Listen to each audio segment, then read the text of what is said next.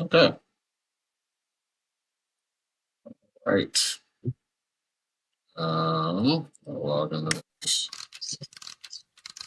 Oh, Jesus.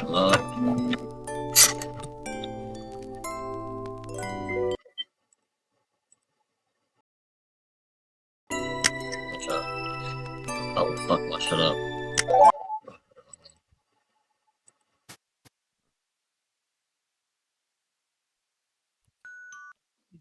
Okay, all right. Pop this out.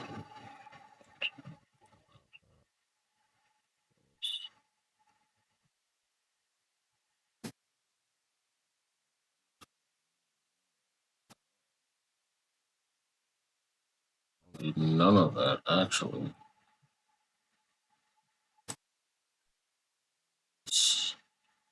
Yeah, I go in. Okay.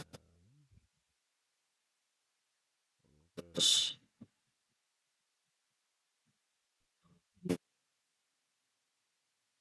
Fuck. Yeah, she would do it here. Yeah. Okay. Stretch that. Take it. Put that down. Okay. Fucking shit. All right. We're reacting to some videos and playing this game again. Keep it short. Keep it short. Keep it simple. Fucking shit. I got the window open because I love the sound of the rain. Yeah. Alrighty. We got Steven here, also known as Destiny. How you doing, Steven? Doing good. How you doing? Doing pretty good. Now, people call this, what do you call it? Being a cuck? Yeah, that's the You're that's a the cuck one. advocate. Yeah. So, we had some experience in that one. It was just a guy, he was like into watching people have sex with his wife. I said, I got a twin brother. Can I bring him along? He said, the more the merrier. Long story short, we had sex with his wife and watched. Because I couldn't even get hard because he kept looking at me. Was this the first time you guys had fucked in front of each other? Yeah, it was like, it's weird because it feels like you're looking at yourself. The weird. So you're straight. Like bisexual-ish. Bisexual. Bisexual-ish. I don't think I'd ever date a guy. I'll hook up with him. What the fuck? That's gay splaining. Like if my wife came home and I was down sucking a dude's cock, she would say I'm gay. Would you say you're gay or that's gay? I'm gay. You are gay. What is a woman? What? Fuck, that's a really complicated question. Man, come on, man. That's an insanely fucking complicated question. Yeah? Here, without diving too deep in all this dumbass shit, okay? Listen, Yeah. okay? Jesus Christ, okay?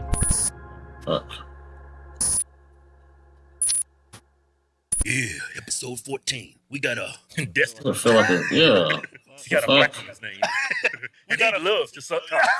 He's known as the top liberal. Yeah.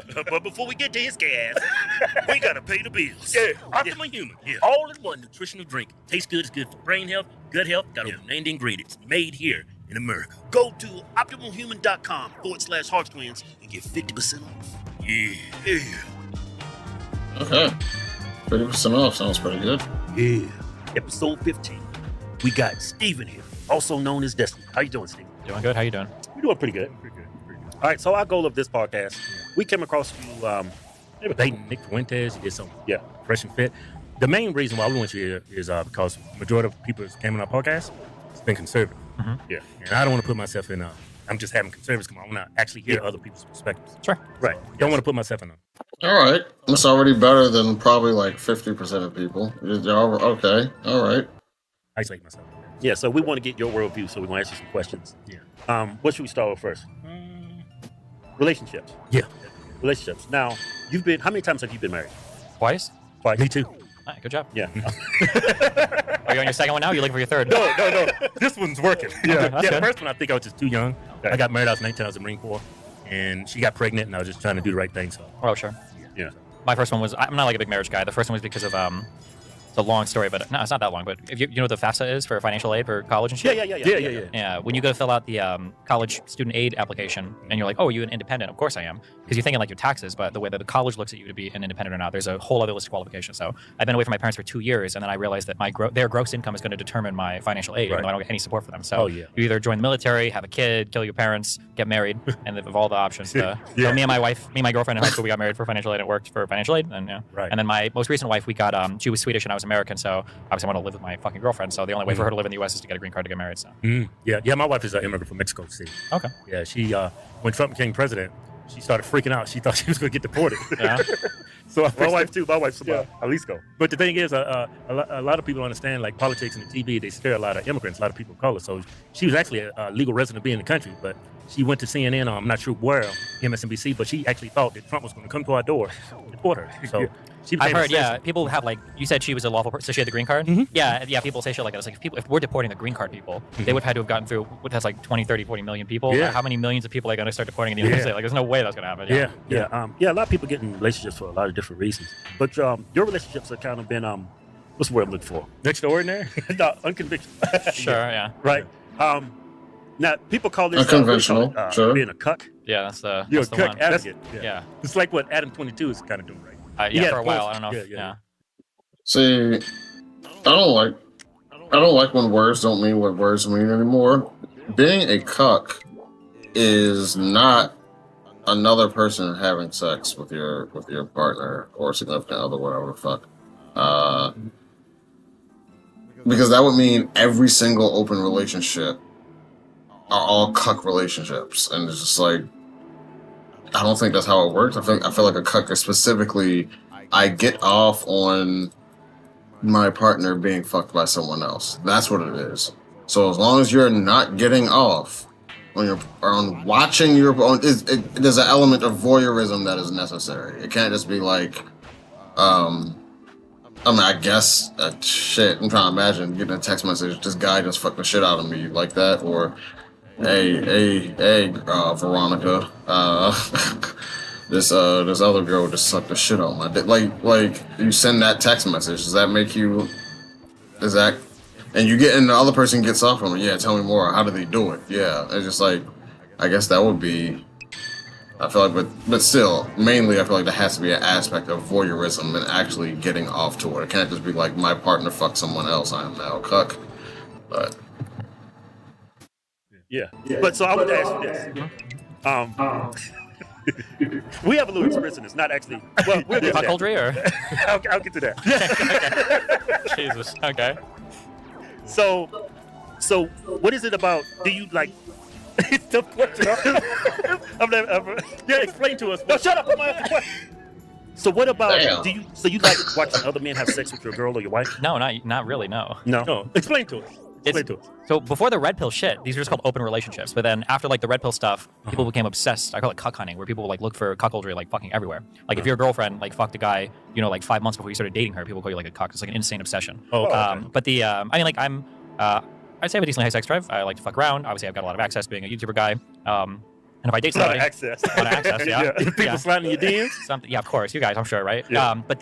So like if I want to sleep around, I imagine if I'm going to date somebody, they're probably going to be sleeping around too, and because I don't think I could ever do. I know that in some of the communities, people advocate for these like one-sided, open-ended relationships, which just seems. I don't believe any of those actually work. I don't think they're even real. I think the girls are always fucking around. The guys are just naive. Right. So I thought I was looking from the wrong perspective. I had a wrong impression. I thought you like watched your. No, yeah, well, because that's the meme. Because if you're like nowadays, there's no such thing as like an open or poly, whatever the fuck. People just all like call it all cuckoldry. So right. Yeah. We had some experience in that when I was in Marine Corps. No, this guy What's that? Well, I got here now. What's the experience? I'll tell you. So I was a horny bastard when I was like 20, right? So I lived in Orange County, California. Okay. And it was the Orange County Register paper, and they had an adult classified section of the paper. Yeah. Oh no. There's no cell phones back then. But it's no cell phones or anything like that. So keep that in mind. It's like all we had was pages, right? So I created an online account. Well, it's not even online. The internet was big. Yeah. You would call this phone number, set up an account. I forgot how you pay for it. You pay it over the phone with them, and they give you minutes. So you would go on this thing, right? So yeah, my name's Keith Hodge. I'm 6'2", black male. I'm in shape. I got green eyes and shit. Put your profile out, and then people hear your profile, and then they respond if they're interested. 3-4 days went by. I wasn't getting no love. I was like, man, this is some bullshit. Yeah, racist, huh? Yeah, racist people. They're not Negroes. But anyway, finally, I get a message. I got one message. So I push the pound to hear the message. It's a guy. I'm like, oh fuck, a homosexual, right? But it wasn't even that. Yeah. It was just a guy who was like into watching people have sex with his wife. Yeah. And I was like, Looking for that big black bull. Yeah, that BBC. That's what he's looking for. Yeah, Right. it runs along those communities a lot. Yeah. yeah. So I said, you know what? This sounds kind of interesting. I said, but I'm not. Man, this dude might not be Jeffrey Dahmer or some shit. So I said, I got a twin brother. Can I bring him along? He said, the more the merrier. So Oh my I'm God. telling the story. So I pick up Kevin. We get there. This is a white couple. They're in like the 50s. And big house. He's a lawyer. Very fluent, man. Yeah, and she's his secretary, and they work together. And we're talking. And I see a picture of 2 twin kids. I'm like, oh, you have twins? I was like, where are they? Oh, they're at grandma's house tonight. You ain't got to worry about them. But long story short, we had sex with his wife, and he watched. Yeah. And it was crazy because I couldn't even get hard because he kept looking at me. Was it the first time you guys had fucked in front of each other? Yeah, it was like, it's weird because you're looking at you're looking It at feels yourself. like you looking at yourself. The weird. And the guy's freaking me out. He's walking around stroking it, right? And this dude, he's about this tall. Yeah. Short, fat, bald, white guy. And Yeah. his mushroom tip is as wide as this. No, it wasn't. It was like that bottle right there. Well, It was like this. That's still pretty wide. yeah. That's huge. Who's you gonna fuck with that? And he had Frankenstein stitches on the side of it, like he had some kind of surgery. It was the weirdest thing. Yeah. And when I went up, He was cock gazing, huh? well, you could help because I was doing it. Then he just busted in the room. This fat potbelly Ron Jeremy looking dude. You know, he's supposed to be watching you, right? Not the other way around. For Yeah, but he wasn't. He was We just. was freaking out because he's watching us. Watch. Yo, what the fuck am I listening to one girl, right 3 guys in now? the room. The girl's getting the least attention, huh? You guys are all. I Jesus. was. Oh She's my just along for the ride. God. Yeah. He was freaking me out. He had a Frankencock. That's the biggest cock I ever saw in my life. I thought that was hard. This dude had a horse cock. Anyway, I thought. So, He probably had some Yo, what the Yeah, fuck? but I- Stitches are for, yeah, augmented. Yeah. But that's what I was thinking because I've seen a lot of people saying you're a cock, Alright. but you're not a cock. You just open relationship. Yeah. yeah. So And you see that? You see that? Someone said, "Oh, no, this is actually what it is. This is the explanation." And the other guy's like, "Okay, yeah, that makes sense." And I know that's the case because I actually have a story about how someone asked me to be a part of their cuckoldry. It's just like, and then you move on. You see how smooth that was, and it was fun and entertaining, and it was honest and it was real. It was, that's yeah, good. that's what hurt your marriages? My. Or do you think they were really love marriages? You just did it for like. I love the people, but I'm not like a marriage guy. I'll do it if I need to. Like if I date somebody and they're from like another country, it's like, well, we have to get married, otherwise we can't live together. I'm not gonna do a fucking long distance relationship. But like, if there were 2 people, I think the only time I'd ever like get married, like if I needed to, would probably be like if there was a kid involved, just because of the financial stuff and the paperwork and the because it's weird otherwise. Because there's like you're gonna live with a woman and pay child support to her while you're like taking your kid to school and custody. It'd be weird. Yeah, so. But otherwise, yeah, I'm not like a big. Yeah, you don't like traditional marriage because you think that that social contract is more in favor of the female. Fuck no. No? Jesus Christ, no, absolutely not. I just sorry, I fought against a lot of people who say that. No, it's not even about that. I just my life is just so unconventional. I'm sure even for you guys, right? Like just the crazy online shit, the putting out content, people saying things about you, people. I don't know, they go after like family members or whatever. If you start Yeah, they fighting go with after people. my daughter. And stuff. Yeah, it's wild. So whatever relationships I'm in, they're probably gonna look like pretty unconventional because my whole life is like very unconventional. Oh. I work like 14 hours a day, travel around the world or the United States. Yeah, everything's just really weird. Okay, so you're straight. You're a straight I'm like bisexual-ish. guy. Bisexual. Bisexual-ish. I don't think I'd ever date a guy. I'll hook up with him. What the fuck? I don't want to date a dude. He's Yeah? fucking gay. What's Fuck. that? They gonna fucking cuddle with a homie after sucking his dick? How fucking nasty would that be? Holy shit. Well, when I think of bisexual, I think of gay. Yeah. Okay, well, It's like what's then I'm either like, lying that's about like, the gay side or I'm lying about the straight side. So I guess I don't know. Yeah. I'll figure it out one day. So you don't consider yourself gay? You're bisexual. Yeah, a gay light. That's gay splaining. Yeah, because look, straight people have sex with straight people, right? Yeah. And Hopefully. then you have gay people, they'll fuck anything. What you do? That's why I say when I look at Oh, so bisexual, it's like gay, like What? bisexual. Your version of bisexual, or yeah, when I think of bisexual, I just think of gay because gay people have sex with both. It's just gay. They fuck anything. Yeah, what? It Like if what? like What does a homo and homosexual mean? Does that just mean one? Like you just fuck one thing? I don't know. Well, Listen, homosexual. if that's what gay is to you, then I'm gay. Yeah. Yeah, like Yeah, if I yeah, came home, okay. like if my wife came home and I was down sucking a dude's cock, she would say I'm gay. Yeah. Even though I'm Would you say you're gay or that's gay? I'm gay. You are gay. Okay. Yeah. I think how most people look at I came across a couple online. This dude's dating a trans woman, That's not and he said he sucked her off. like you gotta go through. If you're gonna, I've heard the argument before, and I forgot the what is it? Like the explanation, but there's something about like the way femininity and masculinity work, like if a man is gay, if a man is bi, he's just gay, but women can be bi. And I think, don't quote me on this. I think the reasoning was because men are like the dominant, is like the dominant energy to like, yeah, because men are the dominant energy when it comes to women. If they could take the role. Fuck, I don't even fully understand it actually. But something about like because a man's role is to be the dominating, penetrating one, to like step away from that and to like submitting, not just being submissive, but submitting to another man is like something that makes it like on a different level, and that level of social interaction doesn't exist between women, which in some ways I agree, and in some ways I don't. I just think the battles look different. Like men compete with each other with women. Like, oh, I got more women than you. My women look better than you. That's like the number one way men do it. But then past that, it's probably like money, status, clout, influence, and resources. But then the battleground for women are looks, popularity, I don't know, beauty standards, hair, youthfulness is like, it's like different battlegrounds, but like, I don't know. I don't know how I feel about it. Raw. She has a cute little penis that looks like a clitoris. Okay. He So the doesn't- opposite of the Frankencock. Okay. Yeah, but he doesn't consider himself gay. Okay. I was like, that's gay. Why are you gay? Do you see it differently, or? I mean, I guess you could. I don't know. I don't think about the. I guess I'm more interested in the underlying content than the label for it. I don't really care as much. Yeah, you don't pay too much of what straight gay. You don't really care. No, I don't really think too much about it now. Yeah. So you ever think about marrying a guy since the women ain't working out? It's a good idea, actually. Yeah? It would be easier, I think, because guys are just better in every way. That's why the red pill guys say don't live with your girlfriend, don't live with your wife. Just All fucking move in with your bros who enable you to be better and stronger. And yeah, So Okay. you slept with a guy before? hooked up with a guy before, yeah. Hooked up? What do you mean, like? You suck a cock? Basically, yeah. Oh yeah. Yeah, slobbing on some.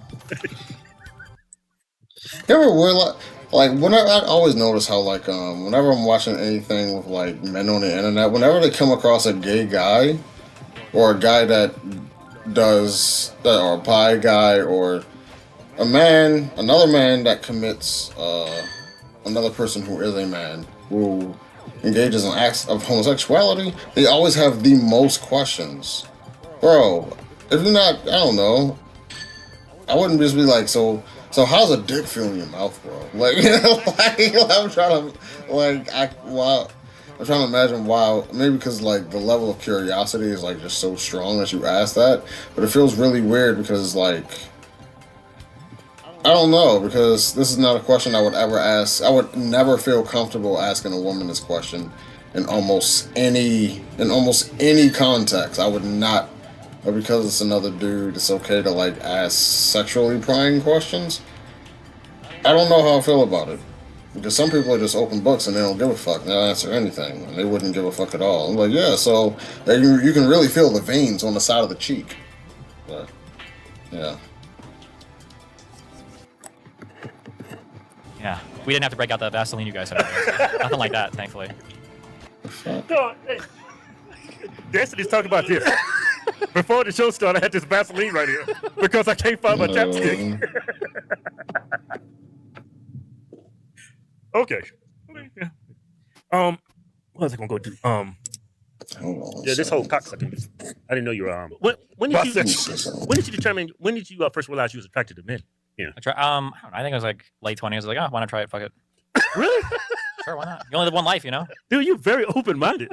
Whatever, dude. I'll try Fuck anything it. once. Wake up! I'm gonna suck a cock today. I've like.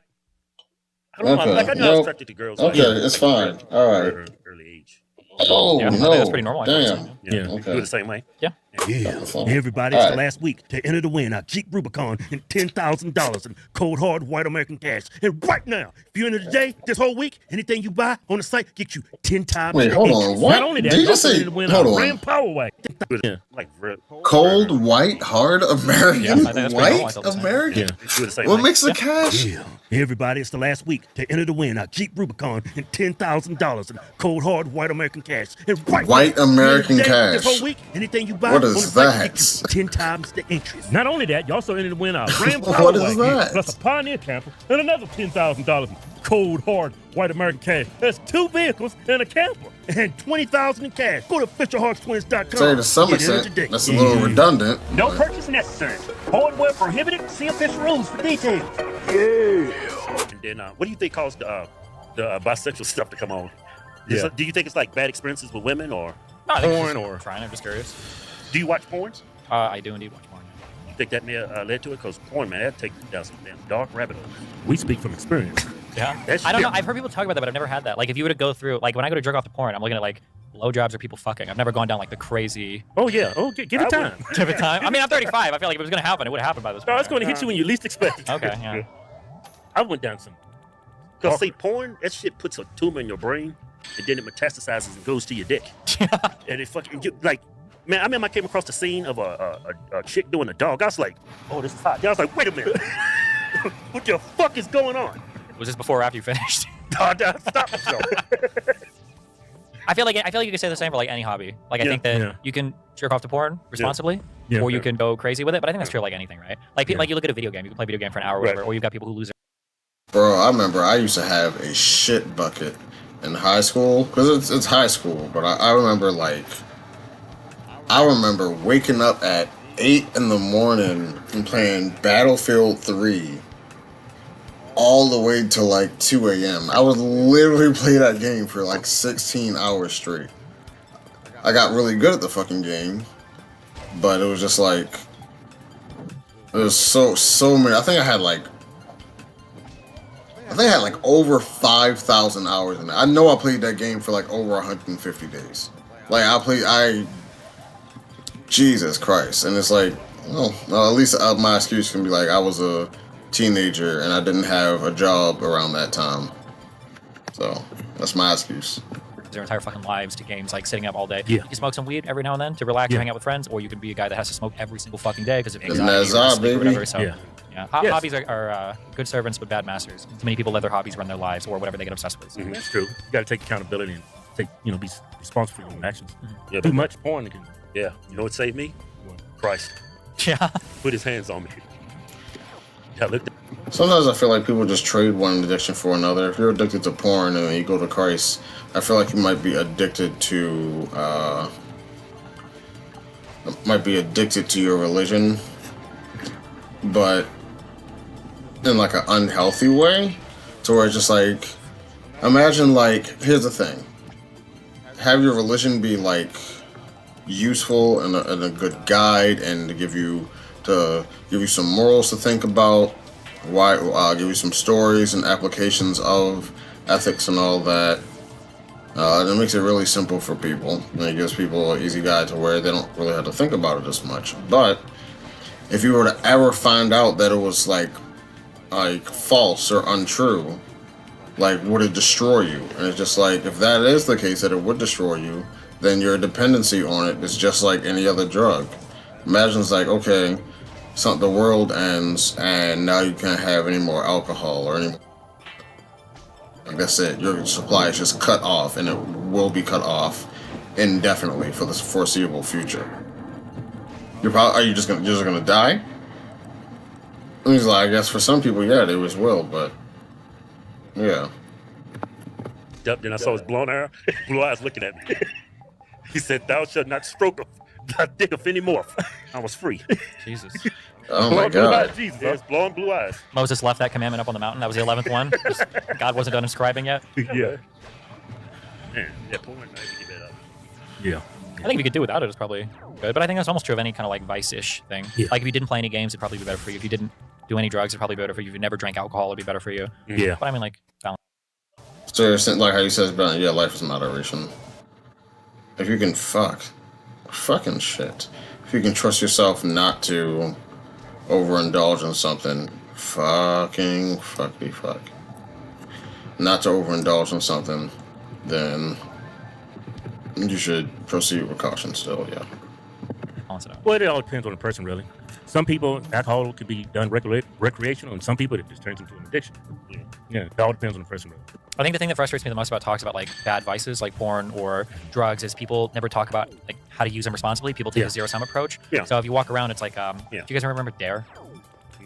Dare, it was like the anti-drug shit. How old are you guys? Oh, yeah, Dare. Yeah, I'm old. I remember that. Okay, yeah, it was a big, yeah. I grew up until I was like 25. I thought if I smoked marijuana, my fucking dick would fall off. I you just hear the dumbest shit. Yeah, I wish people just, rather than focusing on like, don't ever do this and don't ever do that, be like, this is what you should be aware of. And if this is happening.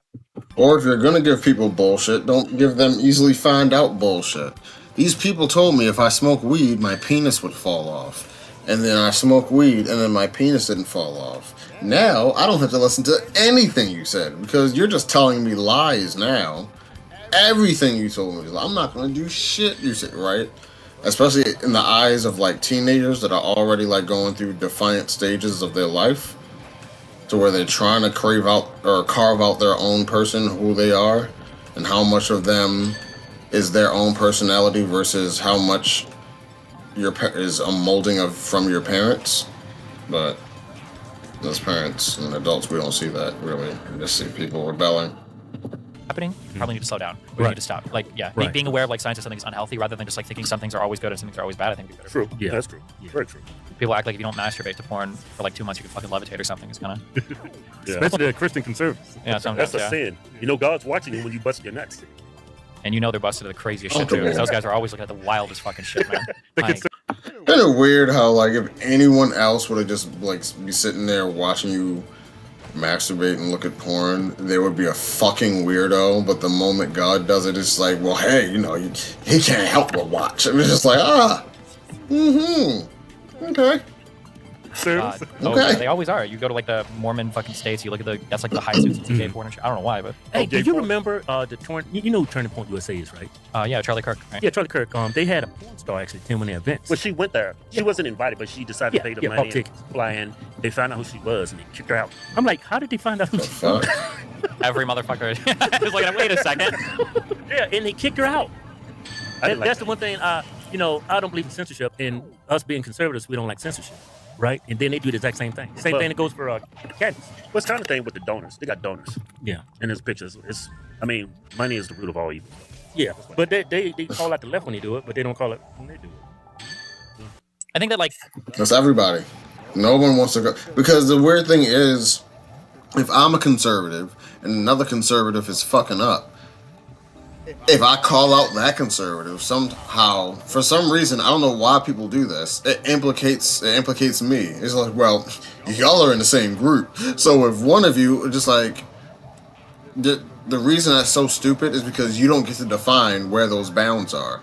What if I said, oh, I saw a woman in a car as she cut me off on the highway. That's all women can't drive. If I say that, I'm misogynist. Why? I'm a misogynist, yes. Why? Because that's so fucking stupid and it's just another way to hate women. Oh, okay. That's interesting. Crazy how depending on how we think about the moral value on something, we'll just flip a different rule for whatever the fuck we want to justify in the moment. But the problem is that I think people sometimes take hard stances on stuff, and the stance is not. They think they've got like a really hard stance on a thing, but in reality, there's just some factual thing they disagree with. So like nobody's a free speech absolutist because as soon as you say like, oh, well, should you be able to post child porn? Like it's like, okay, well, no, not that. Right. Oh, okay. Should you be able to like post somebody's address and tell people to go kill them? Oh, okay, maybe not that. It's like, okay. So we're not like ultra free speech absolutists. There's some boundaries we have to draw. We just need to decide where to draw the boundaries. Same thing with like as controversial as they are like vaccine mandates, right? Like I don't think anybody's actually opposed to vaccine mandates. If there was a disease that came out that lay dormant in your body and then caused you to die instantly in 2 weeks, and that had like a 80% mortality rate and infected everybody, I think everybody like, okay, you gotta get fucking. They'll be killing each other to get the vaccine. Exactly, yeah. Right. But if you've got a disease that like doesn't really affect people that much as a cold, and you're like, well, if you don't get this vaccine, you're gonna get fucking fired. It's like, fuck you, I don't want to do this, yeah. But people will act like on both sides, like I'm pro-vaccine mandate or anti-vaccine mandate. It's like, well, not really. You just disagree about this particular one of the facts about this thing. Yeah. That's what it really boiled down to. Because I'm not anti-vaccine, but I was opposed to that vaccine. Sure. It just came out too fast. It's like, yeah, I feel like that was something that I often wonder about is How come it never seems like the arguments people have with each other are never about what we're actually arguing about? It's always on something that's like adjacent to it that we can't see for some reason. And we waste so much time on like the dumbest shit that doesn't matter. Like imagine people like saying interracial marriage, I don't want it. Why shouldn't you want it? It's like interracial, I don't want it. And it's like you're talking about like things like, how about you talk about what are different cultures like? What are the things that we all bring to the table? What are things in our cultures that can seem negative to other cultures? But we don't, instead of talking about that, we just say, I just do or don't want interracial marriages or relationships. And it's like, so like, I don't know. If the world's not black and white, why would any of the solutions be black and white, you know?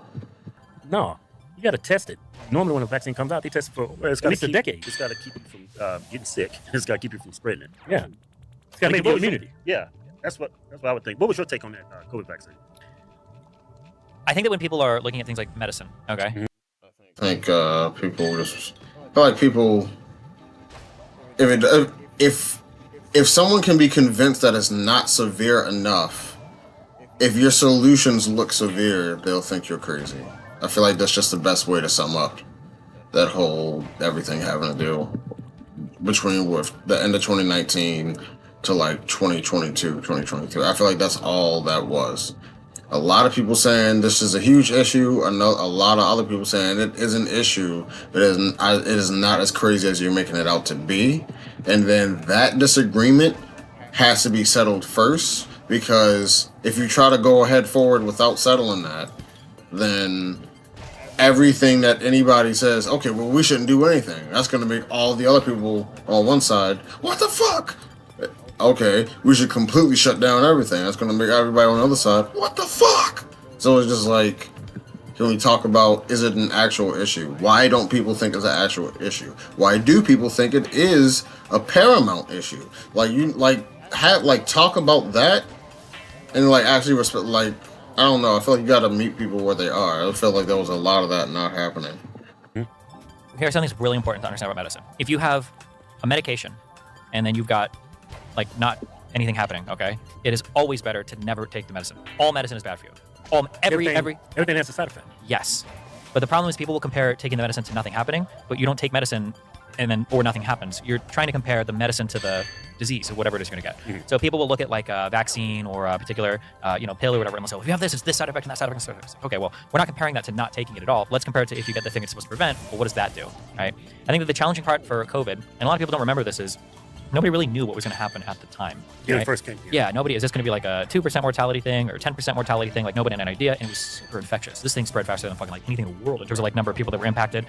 Because it's a respiratory disease. It's not like you get it and your eyes are bleeding and everybody stays away from you. Like nobody's getting fucking mass Ebola, okay, in the Western world, because the motherfucker's walking looking like the Walking Dead. Okay, get this guy the fuck away from me. Okay? You can see him coming. Yeah, exactly. Whereas if some guy comes up to you and he's got like a sniffle in his nose, this guy might be infecting 30 people. You have no fucking idea. Yeah. So I think that I mean at the time I could definitely understand the fear. You're trying to stay ahead of the unknown because you don't know exactly how things are going to play out. So in that sense, like I mean, it's hard to know what side to fall on. Like for this particular virus, a lot of people died and there was a lot of congestion in the healthcare system. It wasn't as bad as it could have been. But like there's another world where where we took the same path and it ended up being something that had like a 25 or 30% mortality rate. We're like, well, fuck, we just like bled off like 50 to 100 million people in this country, and then the worldwide stuff. So yeah, it's hard. Yeah, when you evaluate things, you have to be able to go back and then do it prospectively. Like, well, what did we know at the time? Rather than look back, it's like, okay, well, this is what we know now, and this is what we should have done with what we know now. And it's like, well, nothing, unfortunately, works that way in my mind.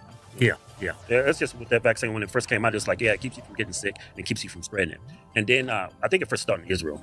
They were the first to like fully vaccinate their population. Yeah. And then they were still getting sick, and I was like, wait a minute. Then they changed they moved the goalposts as well. You can still get sick and you can still transmit it, but you're less likely to die from it. I'm like, what am I supposed to believe? Yeah. Like they moved the goalposts at the end, and it's like, I don't think that vaccine personally, anecdotally, I don't think it was very effective. I mean, playing Monday morning quarterback, I think we should have just took care of the elderly, people with comorbidities, but I don't think it should have been forced on anyone. I think it was up to the person's choice. I mean, we give women a right to choose when it comes to pregnancy. There's an aspect of that also brings up how much of America do you think, like the idea of it's going to be, if you want it to be mandated, you're going to have to figure out at what level. If you want it federally mandated, is that the type of country you want the United States to be? The ability to be able to do that, because it's not just about creating a tool to fix a job. Once you create a tool to fix the job, that tool is in the toolbox forever. That's the way I think about these things. Because once you do it one time, now you have precedent. Now that makes the argument to do it next time even more stronger in and of itself. Just like, well, we did it once before and it turned out fine. That's how, yeah. So you got to be prepared for whatever solution or tool you want to use to be used in a way that you don't like, and would you still accept it? Or a way that you think is unjust and you would not like it. I don't think it should have been forced. I don't think the government should have put pressure on, because a lot of the arguments, like, you could just make arguments both ways. Well, if you're that afraid, and it's just like, if you're that afraid, why don't you just stay in the house and I'll go outside? And if you never go outside, I won't have to worry about affecting your grandmother or something, because you never left the house, and if your grandmother never leaves the house, how would she get sick unless you left the house? You could have stayed home. Like, depending on how deep you want to go, the argument's like, one side will say, okay, that's ridiculous, that's an insane ask, but then the other side will be like, okay, well, what about this? But that's ridiculous and insane ask.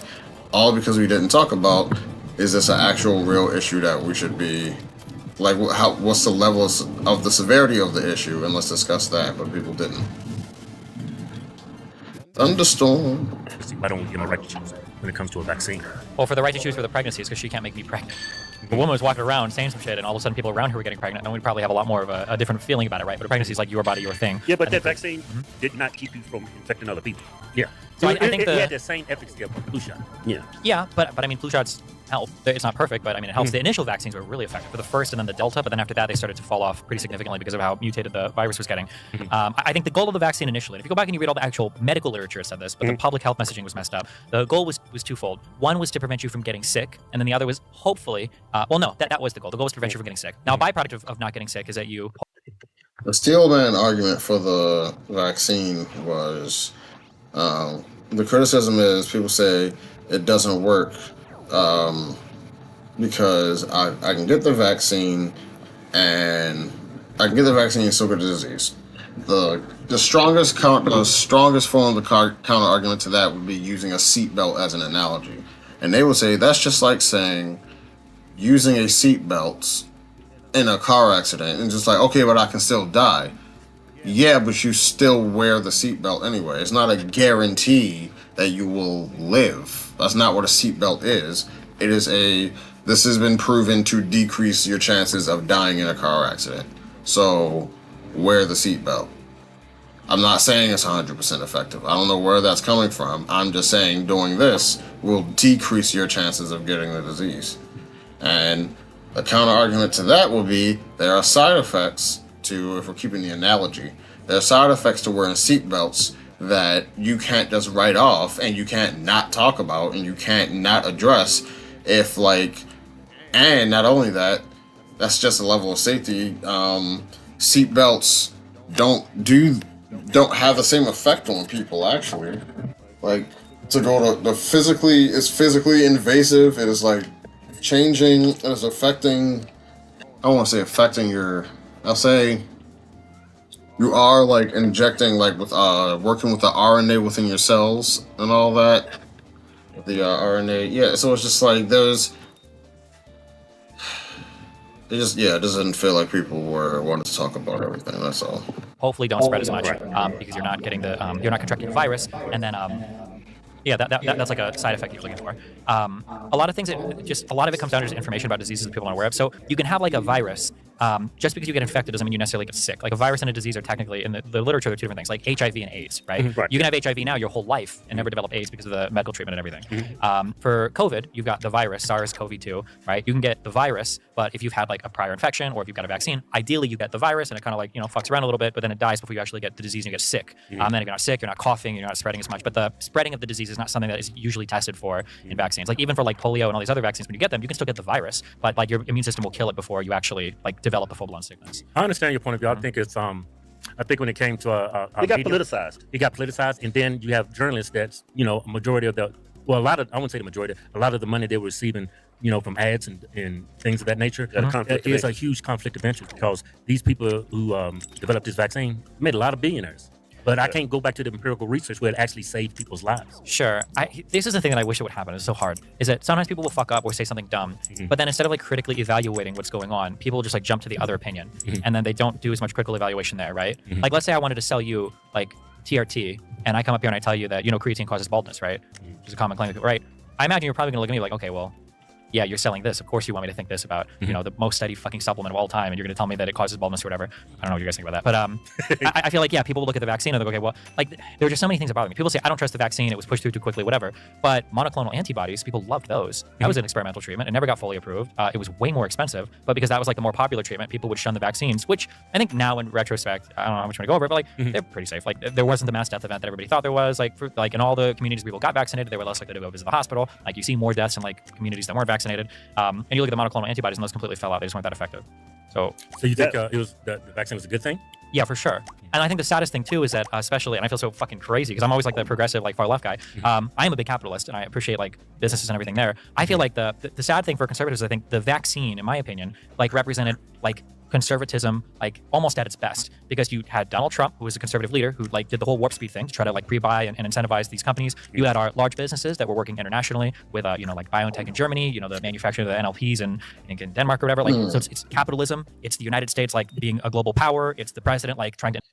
People don't feel good. People in today's time, as populism rises, respect and reverence for capitalism will just decrease, because it feels like because all people know is the society they're living in. You can put whatever labels on it that you want, and these labels could be meaningful and describe the composition of your economy. But at the same time, from the point of view of just a regular person on the ground, sometimes it's just like, how the fuck is my life going? How's the lives of the people I care about going? How are they feeling about things? And if all of them are saying, wow, these markets are terrible, things are getting more expensive over time, I feel like it's getting harder and harder. It feels like every year I can't afford, like I gotta keep downgrading. Imagine if people said that. I gotta keep like either, like for example, I used to be able to go to the movies once a month. Now I have to do shit like go to the movies like once every 5 to 6 months. Or people will say, oh, go to the movies. That's like, it's more about quality of life over time. When people start to see, oh, I'm going to the movie less, I'm having less time to go to the park, I'm having less time to hang out with my friends, I'm having less time to take days off. I haven't had to work a second job in 5 years, but now I do have to. Like, that is where the populism seeps in. That is where, like, the distrust of capital is. Like, well, capitalism doesn't feel like it's working for us anymore, but for a larger and larger group of people. So either capitalism is going to have to adjust itself a little bit, or people are going to get sick and sick and sick of it over time. And I don't know when that time will be. It could be 5 years from now, it could be like 30 or 40 years from now. It depends on how it goes, because life is crazy. But like, yeah, like people need faith in the system, and it feels like the system isn't working for them. It's working for some people, not everybody. Incentivize something, push it through. It's like all this research from around the world creating like a vaccine in like record time. I feel like there's a lot of good accomplishments there that as Americans we could have been proud of, but it's like so. Trump loves the vaccine. Yeah, of course. Well, he wants to take credit for it because he war speeded. Yeah, but I feel like because we're so like politically divided, we can't like every single fucking issue that comes out today is fucking political. Like if you go to the gym, it's because you're fucking MAGA conservative. Like that's like a conservative thing now. Or like if a boat fucking crashes into a bridge, it's because some Mossad fucking agent did it to distract from fucking Israel. Or there's a fucking fire in Hawaii in the fucking hottest place in the fuck. It's because like Jewish space lasers are trying to drive up property costs for Oprah Winfrey or whatever. Or, yeah, it's like Jesus. Yeah, like nothing can happen anymore without it being some crazy fucking conspiracy. Yeah, personally, I've had like people close to me that was like damaged by that vaccine. Like, my friend's legs turned purple. They look like sweet potatoes. He can't walk. Yeah. And then I knew when I bought this car, right when the vaccine came out, the finance guy was doing my paperwork, and he was telling me, he was like warning me, like, don't take that vaccine. I was like, why?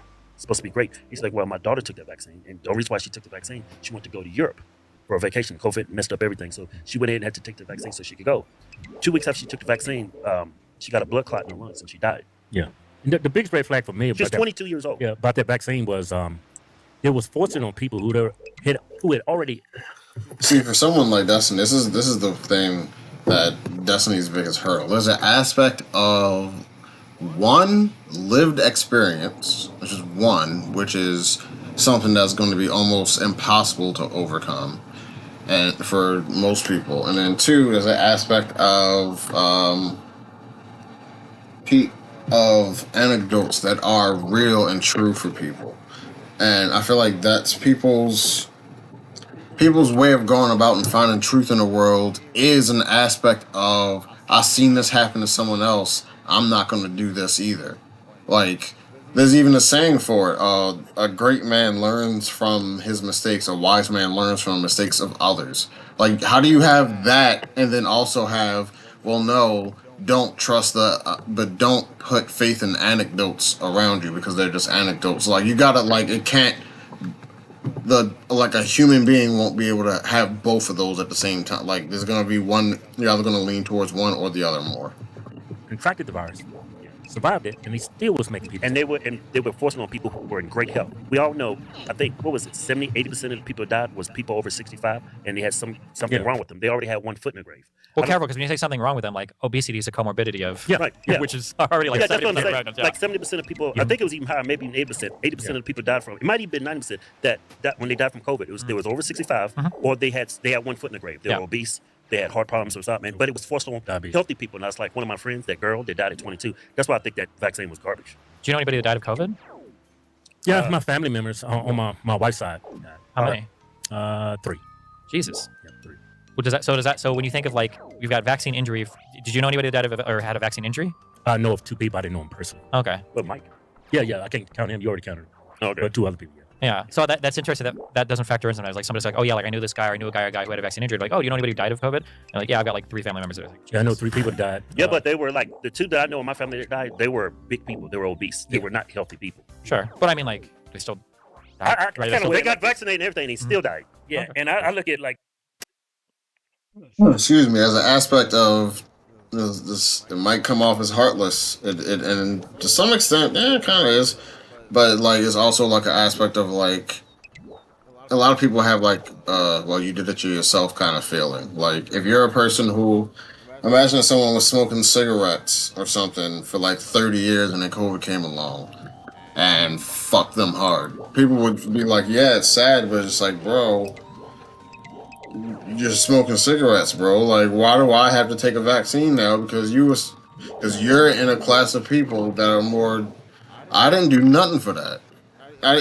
Even if it's something like old age and it's out of your control, it's just like we don't generally make huge ass for all of society for a select group of people, especially when since so many people talking about triage. How about you triage the like population?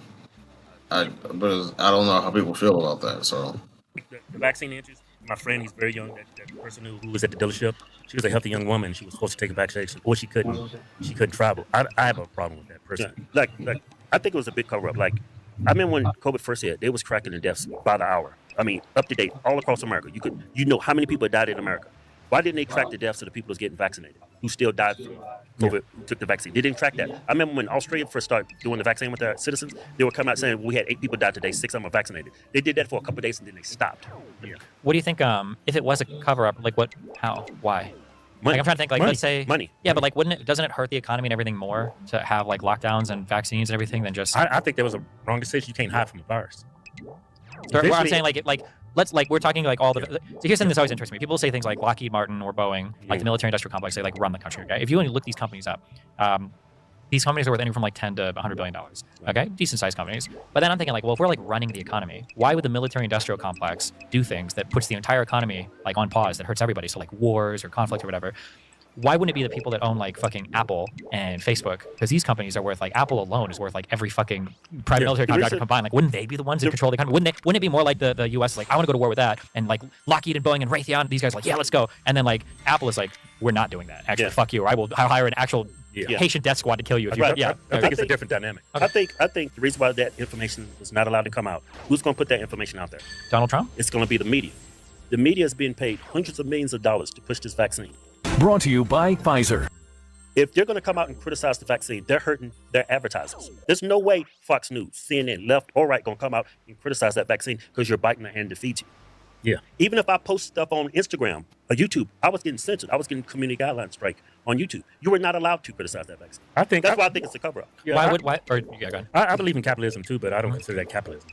I consider that crony capitalism. Do you think, why wouldn't it be that like other countries would call us out? Like, why wouldn't Russia or China be like, we think that vaccine was a giant cover-up? Like, why wouldn't they say something if it was? Wouldn't it be in their interest to? Why didn't Destiny respond to that? He just asked another why didn't they? He didn't respond to the fact that, unless he doesn't, does he not agree with that? I have no idea, because he didn't. Maybe he's heard it so many times before that he's just not responded to it. I don't know. It's just a little weird. Probably should have responded to that directly.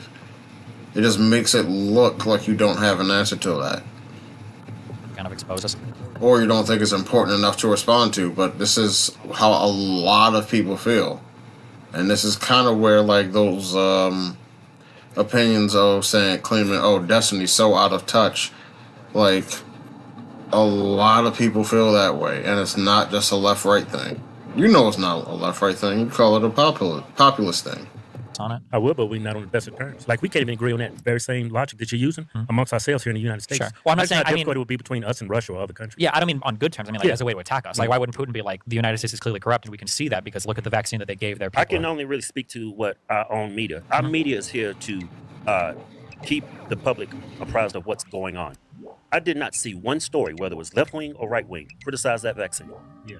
Nobody spoke out, and it's because that's their biggest advertiser. They were advertising so much, enriching these networks so much, it created 9 billionaires on the back end on the pharmaceutical companies. Yeah. So I can only imagine how much Fox News, CNN was getting paid.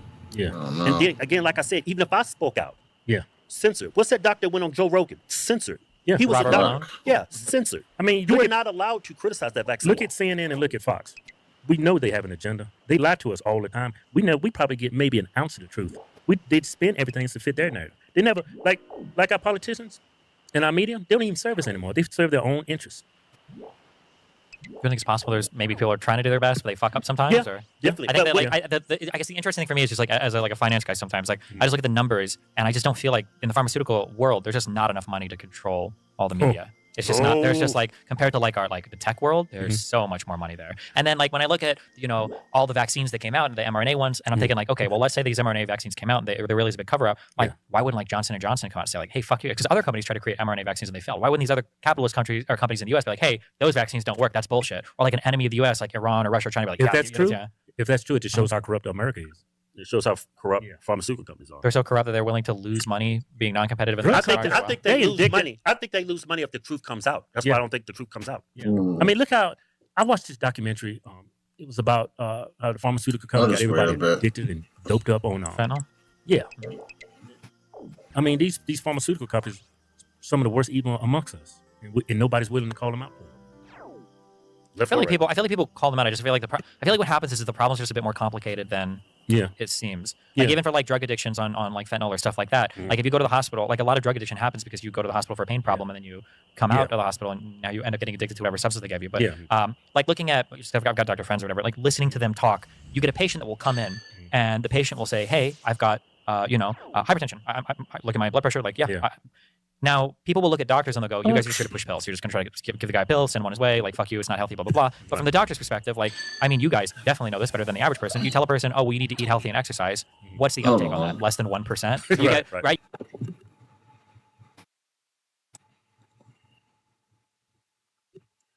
What?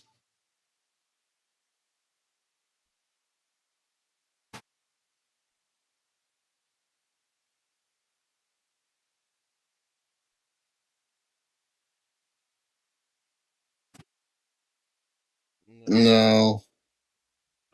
Wait, what? Why can't I see that?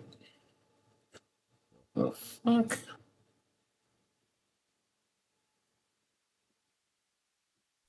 I want to be live chat.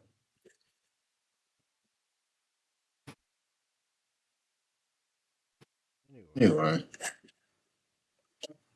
Yeah. Okay. All right. You get a Just give me a pill. Yeah, exactly. Yeah. So Right. as a doctor, like you're there to treat whatever the illness is, and oftentimes as a doctor, your only weapon is medication. Now, if you've ever been to a doctor office before, they always tell you on the way out, they'll always say, "Oh yeah, make sure that you continue to eat healthy and exercise," but nobody actually fucking does it. Right. And then so now you're a physician, and now you're in this fucked spot where it's like, okay, well, this guy came in, he's hypertensive. I can't send him out of the office without prescribing something because now if he has a heart attack, he's going to come back and sue me for not doing anything. So then you give him a pill, and then this guy goes off, and then he gets fatter and fatter. His family complains, and then he dies. And now his kids are online saying like, my dad had all these issues with obesity, and all the doctor gives him a fucking pill, and then send him his way and wait until he fucking died, and that's bullshit. I was like, what the fuck are you supposed to do as a doctor? Like, fuck me, Yeah, I get that. I think there are bad actors. I'm sure there definitely are. Like there have been drugs that have been okayed. I always fucking forget it. There was one that was okayed in Europe that didn't get okayed in the US. Was it formaldehyde? Where like babies were being born like fucked up or whatever. So like bad shit happens. And a company, if you've worked for any corporate company, they will try to fuck you if they can do it. Alex Jones called out the gay frogs. Sure, he did, yeah. Nobody believed him. Those frogs were they were fucking gay. Now I don't know if it was gay, like bisexual gay or gay, like gay. I don't know. But, yeah. Hey, I'm gonna switch gears. Yeah. It is finally here. Yep. Look at that beautiful package. Looks black man proof.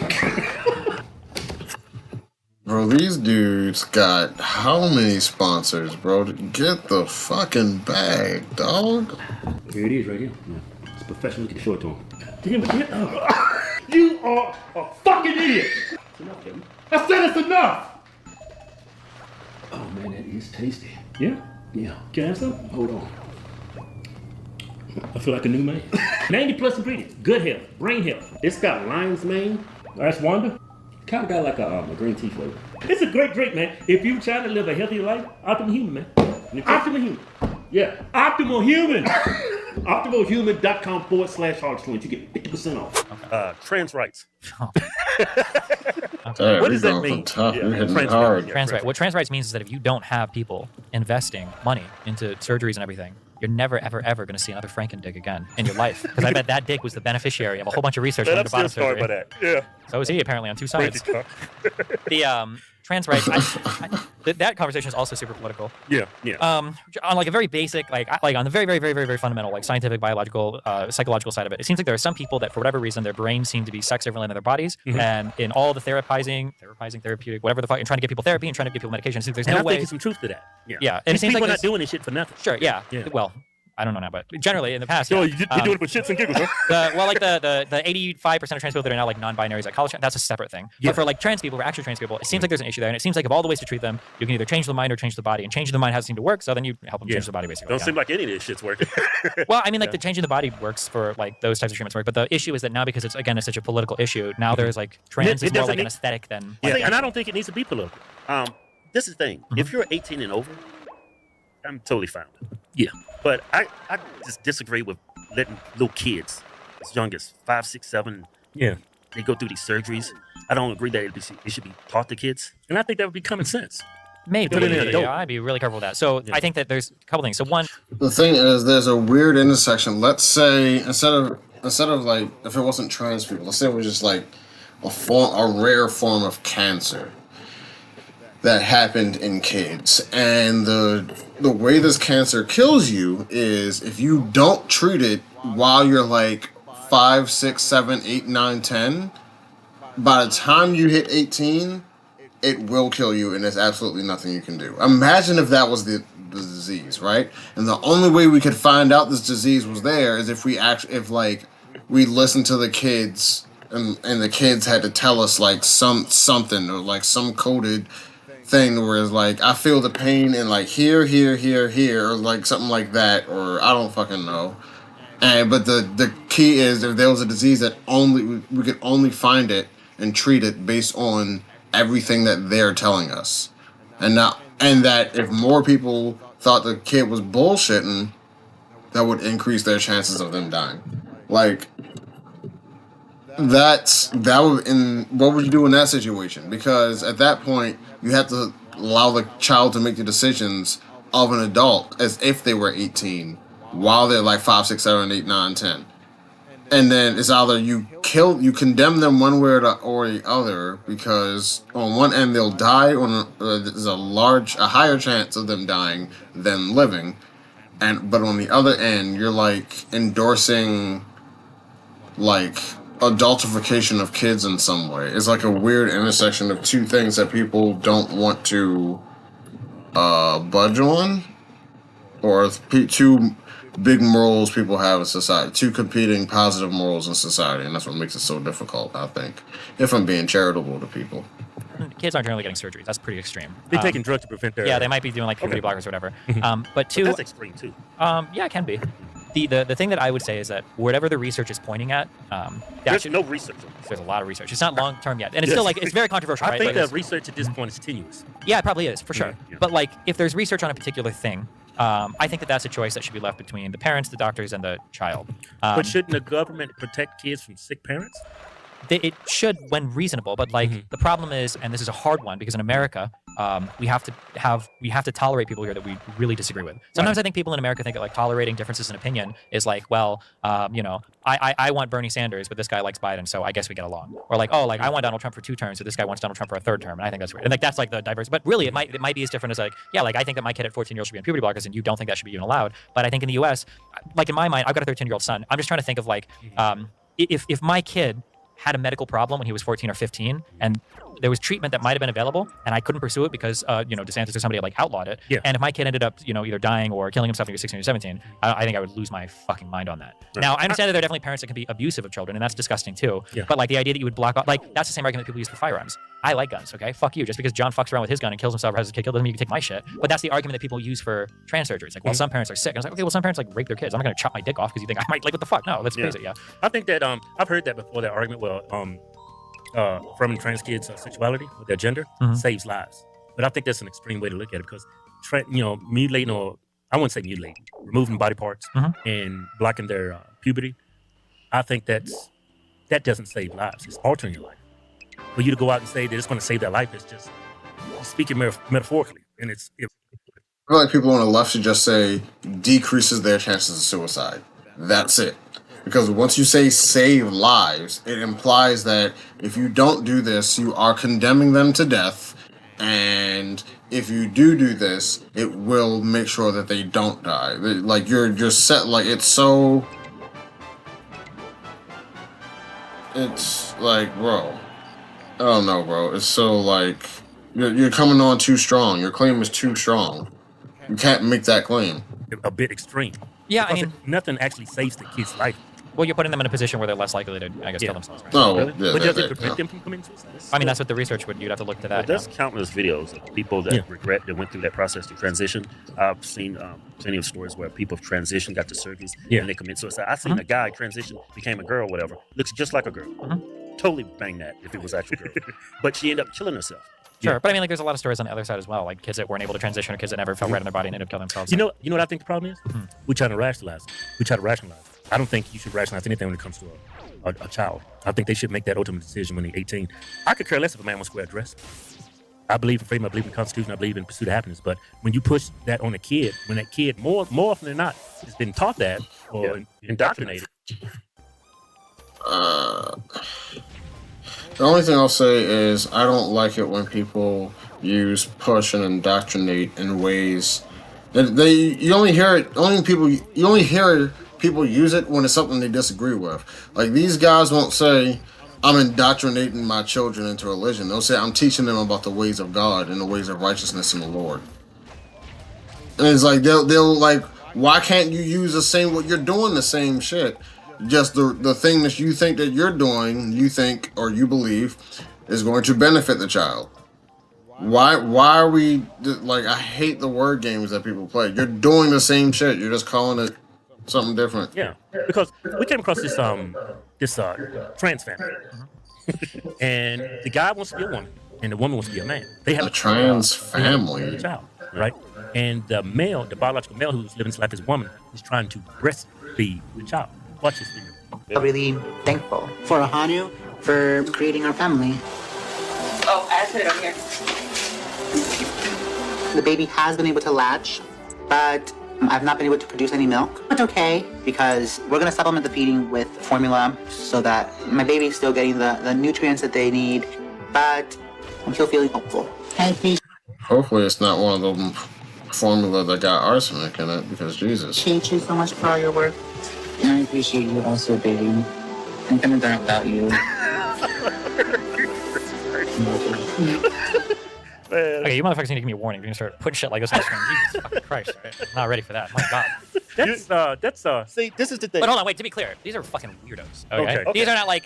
Yeah. Like, because we can find fucking weirdos from my background is pro gaming. You better believe there's a lot of fucking weirdos in my background, right? Or like for religious people, you got people that let their kids die because they don't believe in like surgery or blood transfusion. That's crazy. Right? Right. But you wouldn't use that argument to say all religion should be banned in the US. Right. Like, I agree there are fucking weirdos. I'm just saying that like in my, like, right now we're talking about trans stuff, but before it might have been like medication, right? Like, does a child need to be on an amphetamine or a stimulant? Does a child need to be on an SSRI or whatever? And it's like, maybe they do, maybe they don't. But I think you need, when you're getting in between like a parent and a doctor about their kid, that's just, in my world, that's like the scary, you better have a rock solid and fucking. personally, I think the doctor, the parents, everybody needs to be locked up. I mean, when you become a doctor, I mean, what you do should be based on science. There's not enough research with this. I think this is just Frankenstein doctors trying to make a buck. The only reason why we get to that video we got right there is because the weirdos, as you call them, they would do anything to affirm their fake reality. That's why they're pushing this on kids. It's to affirm these wackos. I think the majority of the kids that wants to, go through these procedures because they've been indoctrinated, and those parents are trying to affirm their own lifestyle. Because you imagine when this kid grows up, what do you think's going to happen? You think that kid's going to be straight? More likely he's going to be non-binary. Possibly, maybe, yeah. And I mean, like, yeah, these people are definitely weird. But like, I mean, like, how many trans people came from ordinary, well-adjusted? How many gay people came from ordinary, well-adjusted families where the parents have? Yeah. And it's like think about it. It's like the best thing for like gay acceptance too. Now, right? Like your kid comes up to you and he's like, "I need to tell you something." You're like, "Oh fuck." And your kid's like, "I'm gay." You're like, "Oh, thank God." You're not non-binary, right? Oh, he's just gay. Okay. This clip I showed you, that was in a documentary on TLC. Sure. And a rational society, those people be locked up and their kid would be taken away. Maybe. Because like people say that shit about some religious stuff too, right? You got to be careful for that, right? Oh, but that is crazy. That's why I say we politicize things. We shouldn't look at things politically. It's either right or it's wrong. Yeah, but again, like we're loading that, like making it so obvious. Like you talk about like cutting off genitals and stuff. Like we still like circumcise kids in the United States. That's good. That's a different from chopping it off. That's real weird though. Why are you chopping parts of kids' dicks off? Yeah, I mean, I'm not circumcised, so sure, but I'm just saying that's fucking weird, right? We just cut because you want the little boy's dick to look like the dad's dick, and that's really it, right? That's kind of fucking weird. Yeah, I remember my mom. Not as weird as chopping it off. Might not be as weird, but it's still pretty fucking weird. And you can have complications that mean they have to chop it off, right? That was that one. There was a famous case study for a guy that they tried to make him a girl because at birth they had, I think, a complication from a circumcision, so they ended up having to take the whole dick. Yeah, I saw that. Yeah. Now, I'm not saying it's the same thing. I'm just saying that sometimes we think like we should only do what's clearly right or clearly wrong, and it's like, I mean, we've got other weird shit in society, and I don't know. You don't think you're playing Russian roulette with the child's life? You might, but the argument is you're already playing Russian roulette with the child's life because these kids that do grow up trans and can't find any help or treatment, and then they end up offing themselves or whatever. I look at it like this. When we have enough information on it, Russian right now, roulette. I like to see because I don't think anybody should be doing this until they're 18, but the parents that's proceeding with this type of life-altering medication affirming their kids' lifestyle, I think when the data comes out, it's going to really hurt the gay community. Maybe, but I mean, if the data comes out and it doesn't work, it's not helping. Then we stop it. We walk it back. Yeah.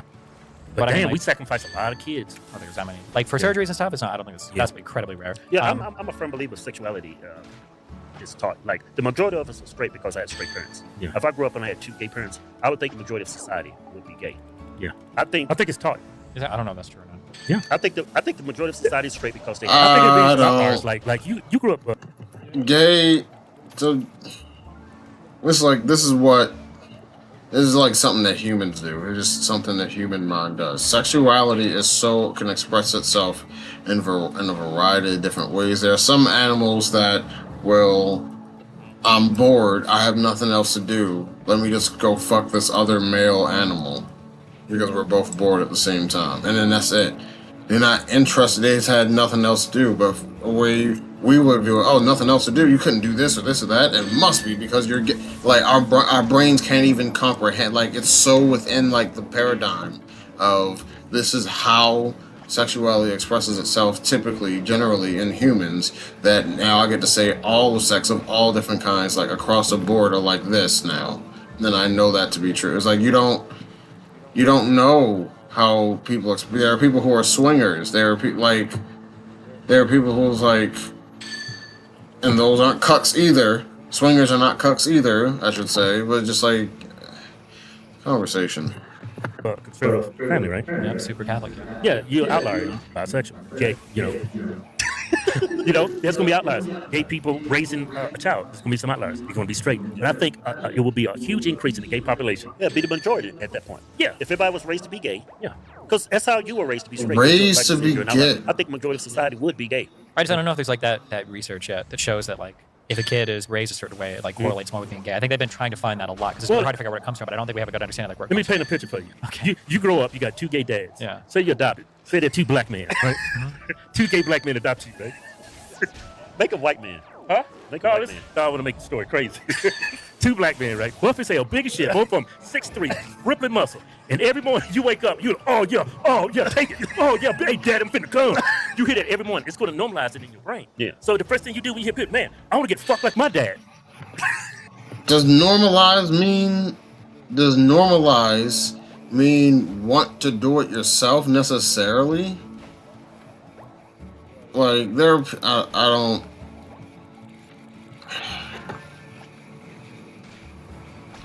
Well, it depends on what you mean by normalize. If you mean normalize in the sense as in your brain is able to accept that these types of people exist in society and doesn't shatter your whole fucking world, then sure, normalize it.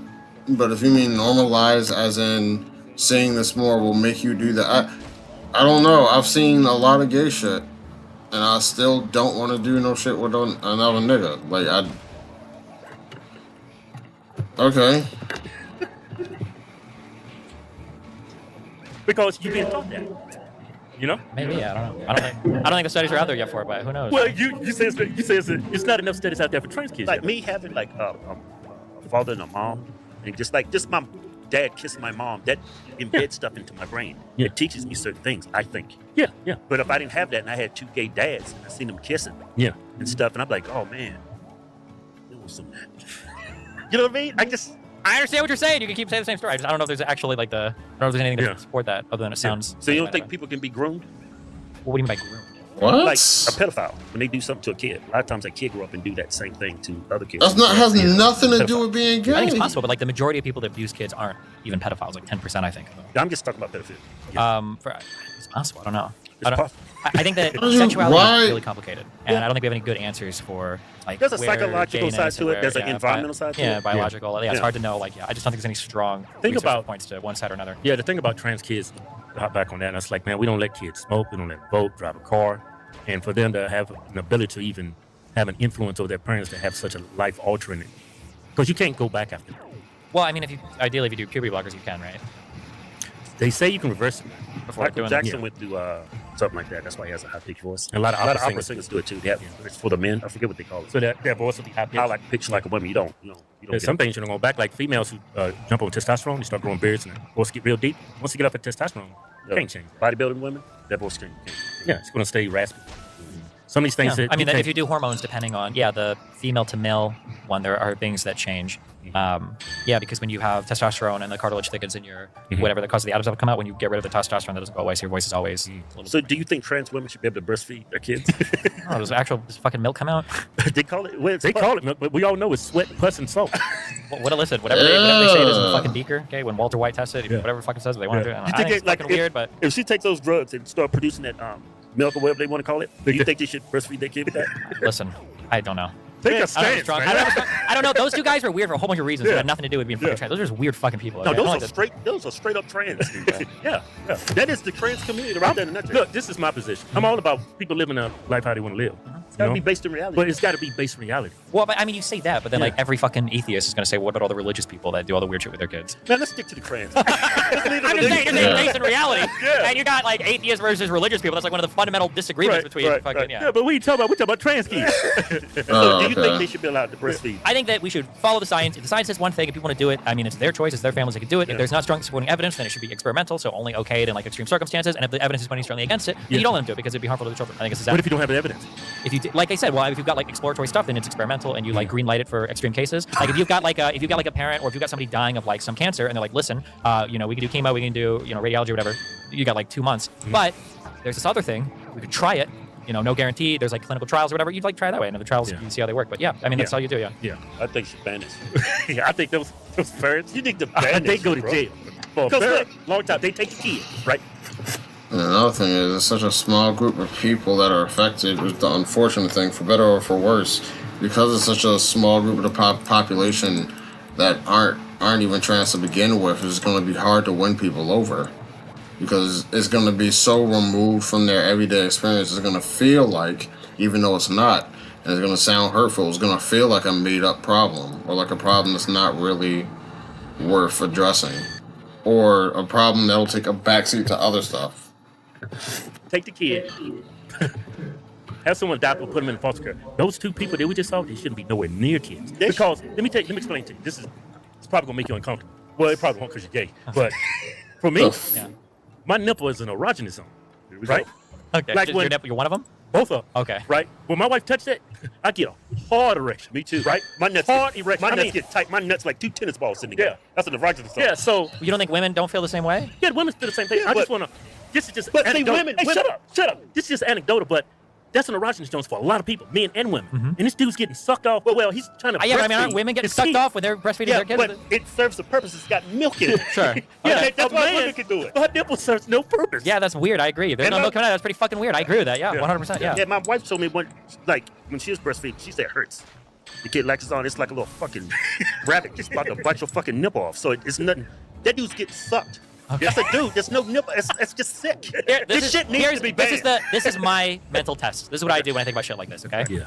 If you're in power and you're saying, I want to prevent kids from XYZ, the government needs to have the power to make this illegal. What I try to think of is, okay, let's say that the guys that I don't like are in office and they have the same power. What would they take from me? And if I feel like I stand to lose more than I gain otherwise by having that power, then I say, well, fuck that. So the only thing that scares me about saying, like, oh, well, if I'm this trans shit, we're going to ban this and blah, blah, blah, blah, blah. If I were religious, I'd be worried about all the parents that are like, well, I think taking, you talked about indoctrination earlier. I think confirmation is indoctrination. I think that taking kids to church and making them, listen to people speaking in tongues, that's indoctrination. I think that Mormonism and all this crazy shit, I think that's indoctrination. That should be legal. And if you guys want to ban the queer books or whatever the fuck from school, well, we should ban Bibles and shit as well. So it's like, fuck it. I don't think. Yeah, it's just hard. This is why I say with the trans Everything shit, should be there's nothing unique about the trans stuff. Yeah. You just look at it scientifically, it's compare it very to any. unique. No, it shouldn't be. You look at the science and you just follow the research. Right now, it looks like that's it. They're It's easy using as that. Frankenstein science. Like society as a whole, stand to lose absolutely nothing from trans women breastfeeding. We have nothing to gain. Nothing to gain. All Sure, I everything mean that that might needs be a to- thing that's too far, right? Yeah, Yeah, that might be. yeah. Yeah, that's fine. No, But like you go to too lose far all of left, it. too far right. Yeah. But I think it's weird, like for the trans stuff, it's like such a minority problem. But like, how many percentages of American men get their dicks like cleaned up when they were fucking newborns? That's fucking weird. But that's like a totally normal thing. And that's impacting what half of American men or whatever, how are like fucking dick Like cut. circumcision? Yeah, that's I'm all wild to for me, yeah. circumcision. I'm Then you not can't for that. possibly be for circumcision. That's wild because that's I'm not- absolutely I'm no medical anything. That's just No, well, circumcision says because I'm not circumcised. Yeah. And if you don't roll it back, you're gonna get a bunch of dick cheese under there. So that's why they cut all the skin off, so you won't have all that dick cheese. yeah. And if I chop your fucking feet off at the ankles, you probably won't have smelly shoes. Man, what I the mean, learn to fuck? fucking clean yourself. What the fuck? You gonna take a fucking shower? No, let's talk about dicks. I know, but I'm saying you fucking clean your Dicks don't dick. have a bunch Yeah, of skin on if it. you chop anything off the fucking body, it's not gonna get dirty. How many people don't clean behind their ears? We're not lobbing people's fucking ears off so they got That's fucking totally clean hole. different. No, it's not. It is. You're That's chopping totally parts of dicks off. How are you sitting here defending dick chopping? That's wild to me. You're not chopping the dick off. They're chopping up part of the dick. Well, they just trying to keep the dick cheese from growing, man. So- Because I get dick cheese if I roll back. If somebody Hey, gave you a fucking hoodie with the enough hood about fucking dick removed, cheese. it wouldn't be okay. Dicks come with foreskins for a reason, okay? Just All right. saying. Anyway, I totally agree. thank you. I'm glad I still got my post. So you should totally get little kids chopping their dicks off, right? Only the top part. Okay. Bottom surgery for under 18 is, I don't think that happens in the US. No, I don't think I'd ever be okay. That's a really, really extreme. Yeah, I don't think bottom surgery for under 18, but I don't think anybody really supports that. That's like the most extreme people. So you're like with the dick skin, the circumcision. So you're. Hey, shut up. Hey, what? Like, since we're on the transgender thing, Yeah. what is a woman to you? What? Fuck, that's a really complicated question. Man, come on, man. That's an insanely fucking complicated question. Yeah? Here, without diving too deep in all this dumbass shit, okay? Listen, Yeah. okay? Jesus Christ, okay? Take it easy. If I tell you a thing, okay?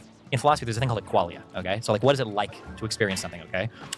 Behind you is a red curtain. If you've never seen the color red before, and I say, there's a red curtain behind you, I can never actually express what that qualia is to you. You're not going to know unless you experience it yourself, right? Right. So there are things that we experience, and when we have two brains, okay, I can never send you an idea. I can't do it. It's impossible because our brains are separate. So what I do is I speak a word, and when I say something, I hope that you have an experience that maps onto that. So when I say like, oh, this blanket is really soft, you might think soft like, oh, like a dog or a kitty cat or a pillow. You've got other experiences that map onto it, right? For all of the language that we use, when we say words, there's a whole bunch of associated concepts that like pop up when we say those words. Now, they might not map cleanly onto some universal, Platonistic form of a thing. So for instance, when I say table and I tell you to define a table, you can never give me a definition that encompasses all tables and excludes all things that aren't tables, right? Do they always have four legs? One, is it something you can sit on or not? Like, it's really complicated. So when you say like, well, what is like a woman? Well, when you say woman, depending on the context, it lights up a whole bunch of concepts. So woman, they tend to dress a certain way. They tend to have certain hair. They tend to exhibit certain like characteristics. They tend to have certain body parts. They tend to have certain, right? So a woman, it really kind of depends on the circumstance, right? Like if I'm in let's say that I'm in school, right? And I'm like a grade schooler and somebody says, oh, a woman just walked by. Well, in that case, you're probably speaking more to age than like genitals or whatever, right? Because it's like, oh, a woman, oh shit, like Mrs. Whoever. I is coming think when across, when somebody said that, I think of tits and a vagina. Sure, maybe, but like you might meet somebody. No, or, not maybe. A woman walks by and someone say, "Oh, she's got tits and a vagina." But not you're associating behaviors way more. When you see somebody in a store and you identify them as a man or a woman, you're never seeing their genitals. You have no fucking idea. You don't know if they're Like, a I could dick or a totally pussy. look at you and I could tell you're a guy. Yeah, I might have the tightest binding in the fucking world on right now, hiding the 33, 32 double D's. It's like fucking. 99%. You're totally a man. Sure, but like you're making that evaluation based on probably my voice, probably my fucking beard, but maybe shape of my body. You're not actually seeing my genitals, though. You know, or at least I I can don't think tell. you are. I can tell you got a cock. Yeah. I can I have to wrap it around my leg twice to get the fucking Yeah, you can tell. Like, female and male is not complicated, but people overcomplicate it to fit their narrative. You say, yeah. You see what I'm saying? I understand what you're saying, but like even when you say like people overcomplicate it, like gender and like how we express it is like it is a pretty complicated phenomenon. But it's so complicated that you can't even define it. That's the problem. Well, because we typically don't. We just kind of like when we use words, we don't have like strict definitions of like what a word is, and we even playfully joke about this. Like, is a hot dog a sandwich? Right? How crazy is it that sandwiches are things that everybody's familiar with? But you can't actually give like a strict definition of what a sandwich is. Or does cereal count as a soup? Well, yes or no. Or fucking if you're in fucking Texas, does chili have beans in it? Right? People will fucking fight you to the death on this shit. A hot dog is not a sandwich. Okay. Fucking hot dog. Look here. Hamburger is not a sandwich. It's a hamburger. A sandwich is just 2 slices of bread. Wait, a hamburger? Hamburger is not a sandwich? No, it's a hamburger. A sandwich. This is a sandwich. I'm gonna define what a sandwich is. Okay. All right. Hot dog. Bun. Wing. Of like what is, and we even playfully joke about this. Like, is a hot dog a sandwich? Right? How crazy is it that chicken sandwich? Chicken sandwich. It's a chicken sandwich. Bun. Well, it's different.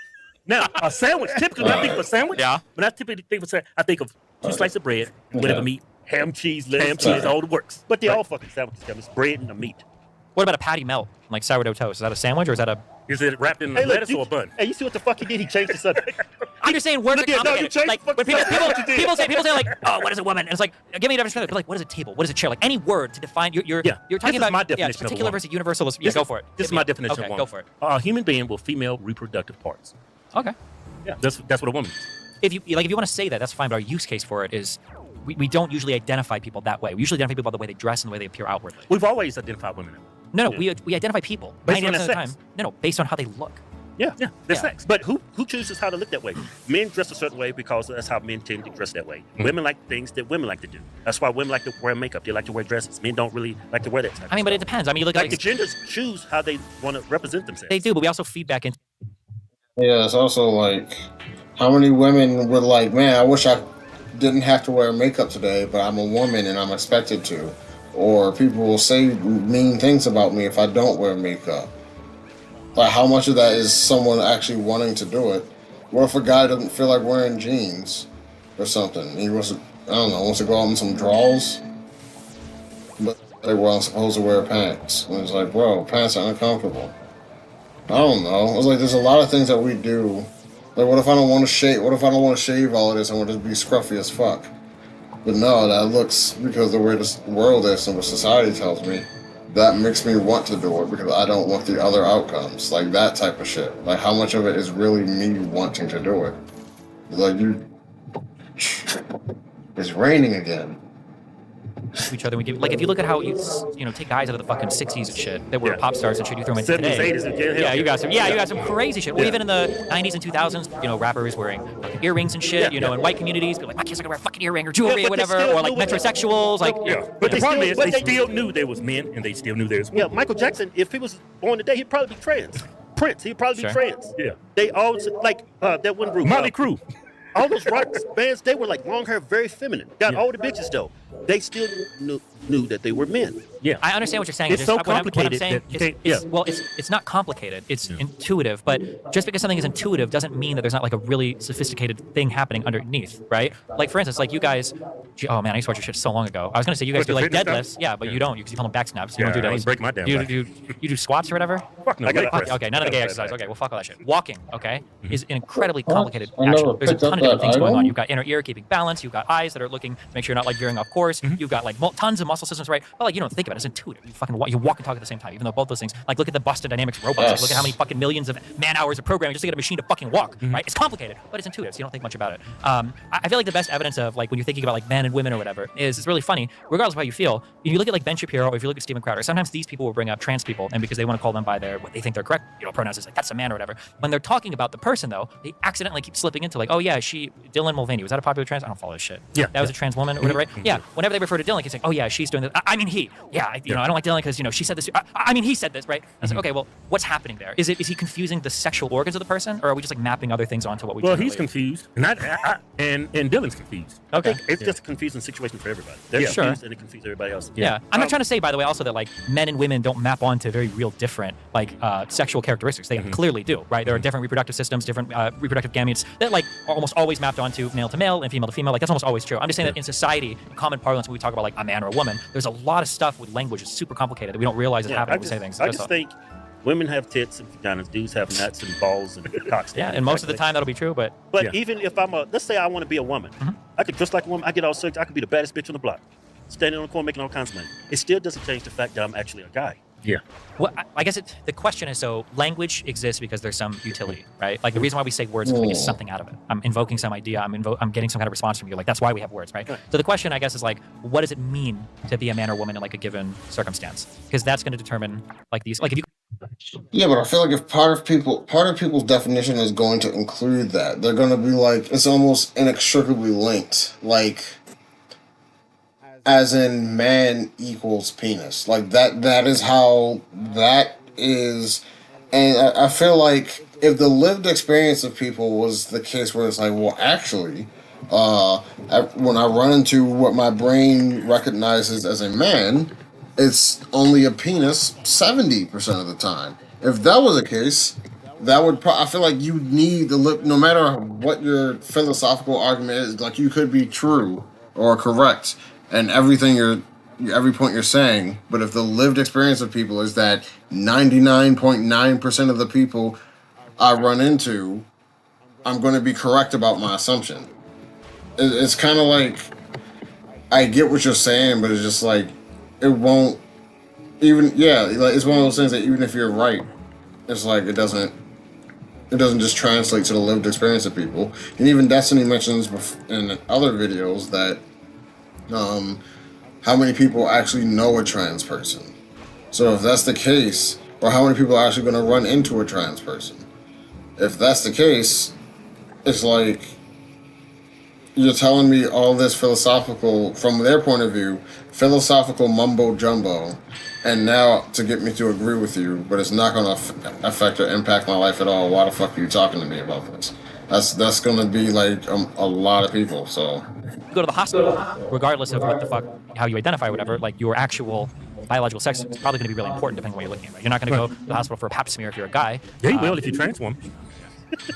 But if you are, that's what I'm saying, right? You're gonna like the biological sex can be really important there. But like if you're, let's say that you're standing on the street corner, okay, and let's say that you lose all your muscle and you're the most lithe, nubile, beautiful, young-looking fucking woman ever. Bitch. Sure. And let's say somebody sends a drive-by down the street and it's like, I want you to shoot every fucking woman you see. And a guy drives by and he sees you in your beautiful, ornate, flowery, sundress, and the guy unloads on you, and you're like, oh no, I'm not a woman, I'm a man. Well, in that case, it didn't really matter. He identified you as a woman. He clocked you as that. Tricked him. Sure. Yeah. Well, you could I say deceived him. maybe. Yeah. But my position is this. Transgender LGBTQ is confused and it's overwhelmed people with sexual identity or gender identity that nobody can give or present a honest definition of what woman. And because of that, now you got men going inside female restrooms. You got men competing against females. You got men trying to breastfeed kids. If you don't have a definition for what a woman is, then these transgender women will affirm their gender by minimizing women, because the only way a transgender woman can affirm and be an actual woman is to minimize another woman. Yeah, maybe they shouldn't be competing in sports. And that's another thing. Like once you've broken, this is the other side of breaking something down and looking at its parts and reassembling it together. When you do that, and you kind of like you make the barrier. The conversation has made the words leads to thoughts, or thoughts leads to word. There's like I think there's like a quote where if you can control what a person says, you ultimately control their mind. When we talk about what men and women are, there's going to be certain associations with men and women that if you acknowledge that no, there is no difference and this is just women and just men, then you are essentially saying, one, there are no trans people because it's only men and women. There are no trans people then, technically. And then two, the other thing would be that anything that's associated with women will now be, and anything associated with men will now be transferred over. And you can't do that. Fuck. You can't do that in 100% of spaces. It's not going to work in 100% of spaces, no matter how much you try. No matter how much you try and want it and call people more, it'll never, I don't think it'll ever happen. At least, I don't think it'll ever happen to where you have like 100% overlap. You're going to have to like accept that it's just that just going to have to accept that you're not going to breach is probably like morally loading. You're not going to permeate. Yes, you're not going to permeate every single women's space or every single men's space, depending on your transition journey. Because that would be bad for a variety of reasons. But like, I just want to say that like this thing relating to trans, like gender, sex, or whatever, like none of this is unique. Like we've fought over gender identity and gender expression for probably for thousands of years. Over like what does a man look like, what does a man do, what does a woman look like, what does a woman do? Like these are things that like, and we should continue to push on it and champion the things that we believe are true.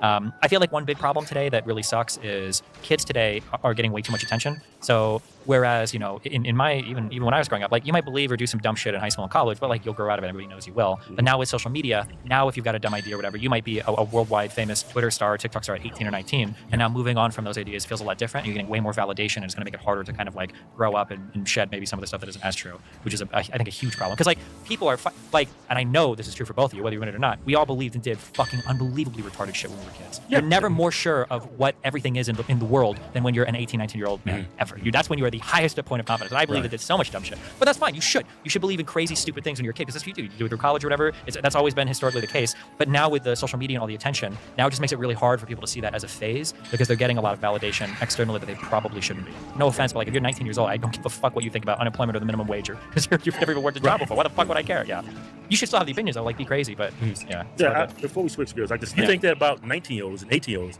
we really shouldn't listen to kids about chopping their dicks off. That's all I'm saying. Hey, what is trans rights? Shut up. Hey, man, hold up, man. I want to say something. What the question about trans rights? No, I just want to say this. Like, I'm not against like trans people at all. Yeah. I just think you still need to keep your life in reality. You're still, if you're living your life as a woman, you're a man, but you're living your life as a woman, which is fine. But when you try to affirm yourself by coming up with these pronouns and you go in women's restrooms and you competing against women and you having a kid sucking your nipple, you're not in reality at that point. I think it just hurts society. Sure. I don't necessarily disagree, but like I'm pretty sure like 99% of trans people would agree with that. Like most trans people don't want to go into the wrong bathroom and have somebody like attack them. Like most don't want that smoke, And then people that are trying to, argue the opposite of like, well, I don't want this person in my bathroom. It's like bullshit. If you're a dad, you go into the bathroom with your son, you don't want fucking Blair White walking in, being like, oh well, this is the bathroom that conservatives have to go into, so now I'm going to take a piss next to your son, and now you have to. I'm totally all for that. Okay. I'm totally all for that. Okay, fine. You don't want your wife. You don't want your wife. You don't want your wife going into the bathroom with her 6-year-old daughter and Buck Angel, yeah, walks in, and now you've got that bitch. That's a trans man, right? The really famous trans guy. I never heard her. Him. You'd like him. You would. You really would. He looks good, huh? No, he has all your opinions, so. Yeah. Thanks, all the trans stuff has gone way too far. And it's generally, But no, like, I agree with you. Like, most of that shit is fucking crazy. Like, a lot of shit is crazy. But, like, I try not to define myself in opposition to the people that I think are fucking insane. Like, I think a lot of, like, the DEI stuff is, like, kind of wacky sometimes. And a lot of the everything is white supremacy and all that shit is kind of wacky. But I'm not about to say, like, oh, yeah, like, I think all of the racial inequities in society have been completely addressed. And now it's just like, yeah, some people just suck. Like, I try not to get pushed too far the other way. You being raised by conservative parents, how do you, did you push back on that earlier, or did you later? Because you consider yourself now to be a liberal, right? Yeah, pretty hardcore, yeah. Yeah, what's the difference between a liberal and a progressive? You're more progressive, right? Depends on how you define them. What is a progressive? Progressive is chopping dicks off. Little kids. That's a progressive believe in late-term abortions.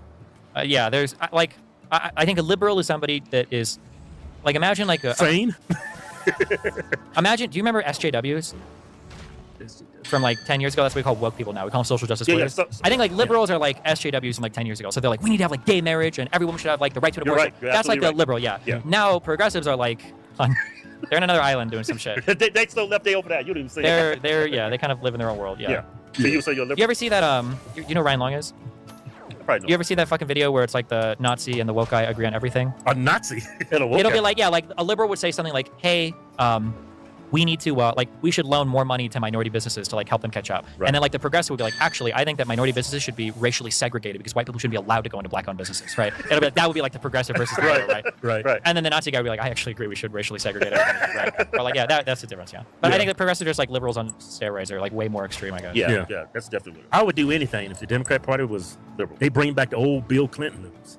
But well, the weird thing is, I think that most of the Democratic Party still like that. The problem is that when you go online, especially too, like everybody that you see are like the crazy fucking college kids and then the crazy fucking activists. But then if you like look in Congress, like none of these people really like look at the Justice Dems, the four like AOC, Rashid, right?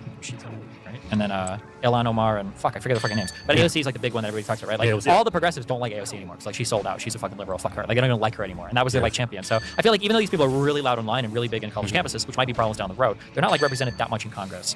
It's time to give up our new giveaway. It's a Dodge Ram power truck, and we about to do something we ain't never did before. It's a camper. Not only you get a brand new truck, you get a camper with it too, and $10,000 cash. Hey, Keith. Yeah. We've given away over $2 million in trucks and cash and prizes. We give them back. Hey. People support us. Instead of giving money to Facebook to advertise this stuff, $2 million they censor us is anyway. shit. So I say, you know what? Incentivize our own people to already support us. It's a win-win for everybody. Go to officialHodgeTwins.com. Anything you buy from the site gets you automatically into the win.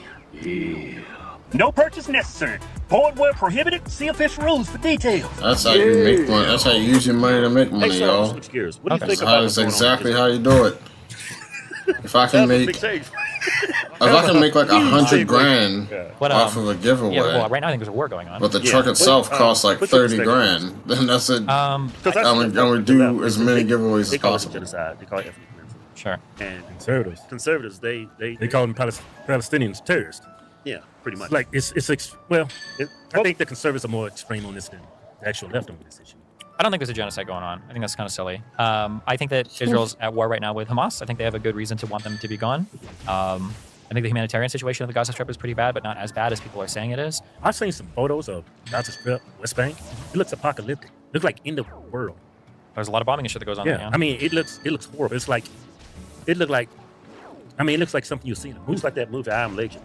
Yeah. Yeah, it looks horrible. Yeah, but I mean, like they get like the You know what I wish could happen? We could put like a VR helmet on people's heads, and then have them live the experiences of other people. That way we could have a better understanding. I wish that could be the case. Because I have no idea what it's like to live in a war zone at all. I have no experience of that. I don't know what it's like to be in survival mode 24/7 and not knowing if you or your friends or family are going to be alive at the end of the day. I can't relate. But yeah, I wish we would do that because it would make conversations like this way more grounded. Yeah, I mean, it would make conversations way more grounded, and people would feel, people would be able to, damn, I got 20.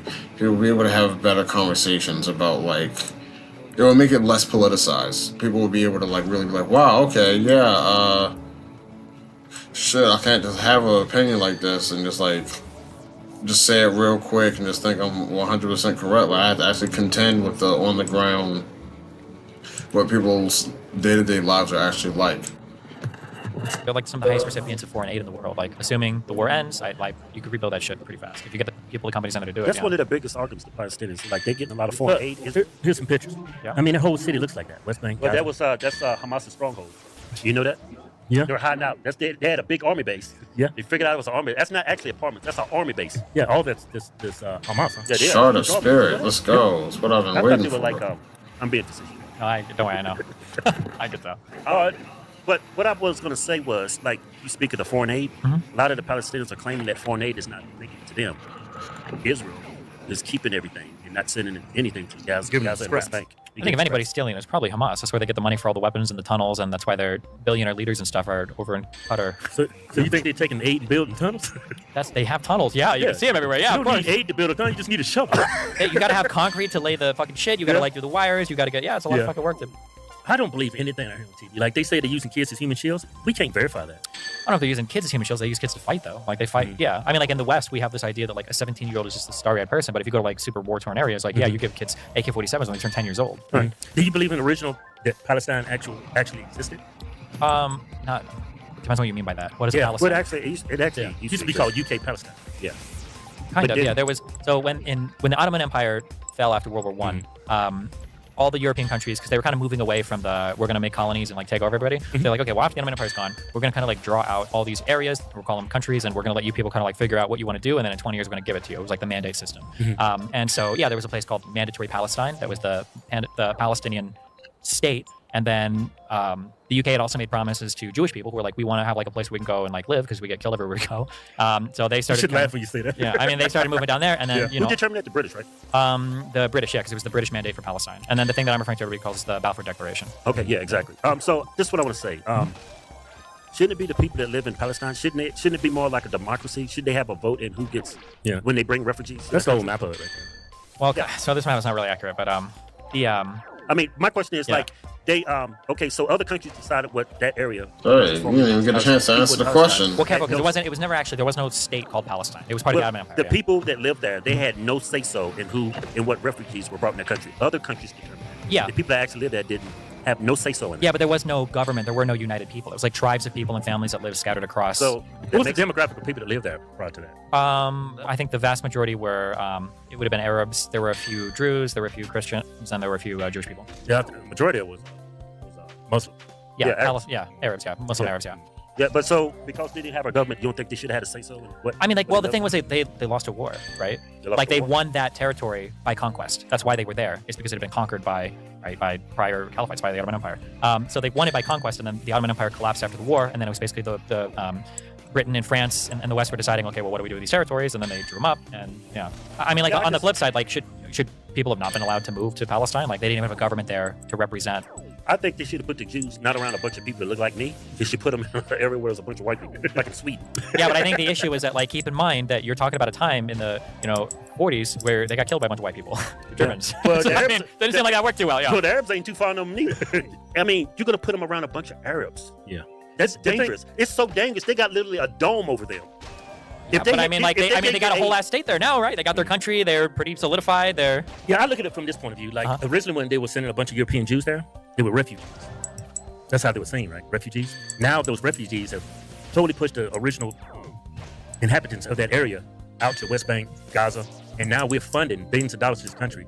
And now they are pushing and attacking these people because I think these people are just retaliating. I mean, I think that the complicated part though is that like so the Jewish people that were there, they would have been willing to live like under a state where they had a bunch of these people, living there. That's what they say though. Well, they accepted it. When the UN said we're going to make a partition and we're going to say in 1947, here's your new state. 55% of you in this state are going to be Jews and 45% are going to be Arabs. That's a huge chunk of your population is Arabs. The Jewish people reluctantly were like, okay, fine, fuck it, we'll accept it. And then the Arabs were like, nope, we're going to destroy you. Fuck that. So they rejected it, and then the Palestinians went to war, and then all the Arab states went to war, and then they lost, and then that happened. Do you understand that argument that they were there first? Well, but I mean, like it's such a weird argument.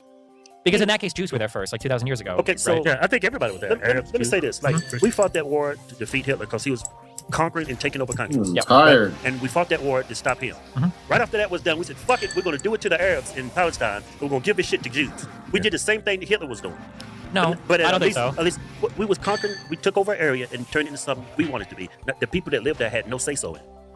I think it's hypocritical of the U.S. and the entire world who fought to defeat Hitler, who was doing the same thing. He was trying to take over the whole world. Now they created but a Jewish state. the Jewish people that moved there were just moving there. They bought land from Arabs. They moved Jewish people, and they started working in. Right? It's not like they didn't. So they bought the land there. They bought it, yeah, initially before but the majority of it was bought before the Ottoman Empire even collapsed. The only time they conquered land, like they stole it through war, was when the Arabs said, no, we don't actually want any of you to live here, and then they tried to go to war with the Jewish people and kick them all out, and then they lost all those wars. So you don't think it's ethnic cleansing?